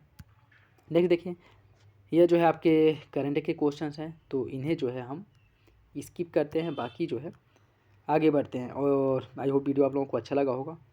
तो वीडियो पसंद आए तो लाइक ज़रूर कर दिया करें और अपने दोस्तों साथियों के साथ वीडियो ज़रूर शेयर कर दें। ठीक है, चलिए देखिए, 4 और 12 का तीसरा समानुपाती क्या होगा ये आपको बताना है। 32, 36, 40 या फिर 48। इसका सही आंसर क्या होगा? देखिए, इसका जो सही आंसर साथियों वो हो जाएगा आपका ऑप्शन, इसका सही आंसर हो जाएगा ऑप्शन बी, 36। क्वेश्चन नंबर 120 का जो सही आंसर है वो हो जाएगा ऑप्शन सी। क्वेश्चन नंबर 121 का जो सही आंसर हो जाएगा बी, पुत्री। क्वेश्चन नंबर 122 का सही आंसर हो जाएगा ऑप्शन सी, 39.7। क्वेश्चन नंबर 123 का जो सही आंसर है वो हो जाएगा आपका ऑप्शन डी, 10। क्वेश्चन नंबर 124 का सही आंसर ऑप्शन ए। और क्वेश्चन नंबर 125 का जो सही आंसर है, 125 का सही आंसर ए हो जाएगा, NPTEL। क्वेश्चन नंबर 126 का सही answer option A. Question number 127 का जो सही आंसर है वो हो जाएगा ऑप्शन डी। क्वेश्चन नंबर 128 का जो सही आंसर है वो हो जाएगा आपका ऑप्शन सी। 128 का सही आंसर सी हो जाएगा, 15। ठीक है, क्वेश्चन नंबर 129 का सही आंसर हो जाएगा ऑप्शन डी। क्वेश्चन नंबर 130, ये देखिए यहाँ से, कृषि लागत एवं मूल्य आयोग के संदर्भ में देखिए, कृषि मूल्य आयोग की स्थापना खाद्य मूल्य नीति समिति की सिफारिश पर 1975 में किया गया था। 1995 में कृषि मूल्य आयोग का नाम बदल करके कृषि लागत एवं मूल्य आयोग कर दिया गया था। कौन सा विकल्प इसका सही होगा? देखिए इसका जो सही आंसर है, क्या पूछा है, कौन सा विकल्प सही है, वो हो जाएगा आपका ऑप्शन डी। दोनों विकल्प गलत है। कृषि उत्पादों का जो मूल्य निर्धारण करने के लिए खाद्य मूल्य नीति समिति का गठन किया गया था 1964 में, ठीक है। और इसी आधार पर 1965 में कृषि मूल्य आयोग का स्थापना किया गया और 1995 नहीं, 1985 में इसका नाम बदल करके कृषि लागत एवं मूल्य आयोग किया गया था, ठीक है। तो दोनों विकल्प गलत हो जाएगा। रैचिंग खेती का संबंध किससे? फसल उत्पादन के साथ पशुपालन, केवल पशुपालन, केवल फसल उत्पादन या फिर केवल पशुचारण? इसका सही आंसर क्या होगा? इसका सही आंसर हो जाएगा आपका ऑप्शन डी, रैचिंग खेती या केवल पशुचारण से संबंधित है। केंद्रीय बकरी अनुसंधान संस्थान यह आपके मथुरा में है। नेक्स्ट देखिए, इसमें सूची फर्स्ट को सूची सेकंड से सम्मिलित करना है, ठीक है। इसकी अगर हम बात करें, राष्ट्रीय ग्रामीण रोजगार गारंटी योजना, राष्ट्रीय ग्रामीण रोजगार गारंटी योजना, इसकी शुरुआत कब की गई थी? 2006, मनरेगा। राष्ट्रीय खाद्य सुरक्षा मिशन की शुरुआत की गई थी 2007-8 में। और स्वजल धारा कार्यक्रम की जो शुरुआत है 2002 ईस्वी में हुई थी। और प्रधानमंत्री किसान सम्मान निधि 2019 में। सही आंसर हो जाएगा इसका ऑप्शन 2, 1, 4, 3 ऑप्शन डी। नेक्स्ट देखिए, मूली में तीखापन आइसोसाइनेट के कारण होता है, मिर्च में चरचरापन कैप्सेसिन, लहसुन में गंध एलाइसिन और करेले में कड़वाहट ओलियोरेसिन। कौन सा विकल्प इसमें से गलत है? वो हो जाएगा ऑप्शन डी। करेले में जो कड़वाहट होती है वह मेमोर्डिकोसाइड के कारण होती है, ठीक है। तो ऑप्शन डी हो जाएगा। दशहरी एवं नीलम के संकर से उत्पन्न आम की जो प्रजाति वो कौन सी है? वो है आपकी आम्रपाली। ऑप्शन डी हो जाएगा, ठीक है। ऑप्शन डी हो जाएगा। यदि जन्म मृत्यु दर समान है और अंतः या बाह्य प्रवजन नहीं हो रहा है तो जनसंख्या में कोई परिवर्तन नहीं होता है, इसे क्या कहेंगे? देखिए पिछले प्रैक्टिस सेट में ये क्वेश्चंस आया था, मतलब कह सकते हैं कि क्वेश्चंस रिपीट हुआ है, तो आप लोगों को पता होगा इसके बारे में। इसे कहते हैं शून्य जनसंख्या वृद्धि। ऑप्शन बी हो जाएगा, ठीक। 2011 की जनगणना के अनुसार भारत में जो जनगणना नगरों की कुल संख्या है वह कितनी है? 3892, 4041, 5161 या फिर 7935? कौन सा विकल्प इसका सही होगा? इसकी जो कुल संख्या है वह 3892 है। ऑप्शन ए हो जाएगा। नेक्स्ट, भारत में जनसंख्या घनत्व जो है पहले बढ़ा और फिर 1991 के बाद घटा है, कुछ कम हुआ है, लगभग स्थिर या निरंतर बढ़ा है। कौन सा विकल्प सही होगा? इसका जो सही आंसर वो हो जाएगा ऑप्शन डी। भारत में जो जनसंख्या घनत्व है वो निरंतर बढ़ा है, ठीक है। ऑप्शन डी हो जाएगा। राष्ट्रीय जनसंख्या नीति 2000 के अंतर्गत जो एक लक्ष्य था कि 2045 तक जनसंख्या स्थिरता प्राप्त कर ली जाएगी, अब यह लक्ष्य कब तक रखा गया है? अब यह लक्ष्य बढ़ा करके रखा गया 2070 तक जनसंख्या स्थिरता प्राप्त करने का लक्ष्य रखा गया, ठीक है। ऑप्शन डी हो जाएगा। नेक्स्ट देखिए, आज का लास्ट क्वेश्चन, 2011 की जनगणना के अनुसार निम्न में से किस राज्य में अनुसूचित जनजातियों की संख्या सबसे अधिक है? अनुसूचित जनजातियों की जो संख्या सबसे अधिक है मध्य प्रदेश में, ठीक है। सही आंसर क्या हो जाएगा? ऑप्शन सी हो जाएगा। तो ये था आज का last question. I hope video आप लोगों को अच्छा लगा होगा। वीडियो पसंद आए तो लाइक करिए, चैनल पर नए हैं तो सब्सक्राइब कर ले और बेल आइकन को प्रेस कर ले, जिससे वीडियो के महत्वपूर्ण नोटिफिकेशन आप लोगों को मिलते रहें। और वीडियो कैसा लगा अपना फीडबैक कमेंट बॉक्स में ज़रूर दे दिया करें। चलिए मिलते हैं अगली वीडियो में, तब तक के लिए धन्यवाद। जय हिंद।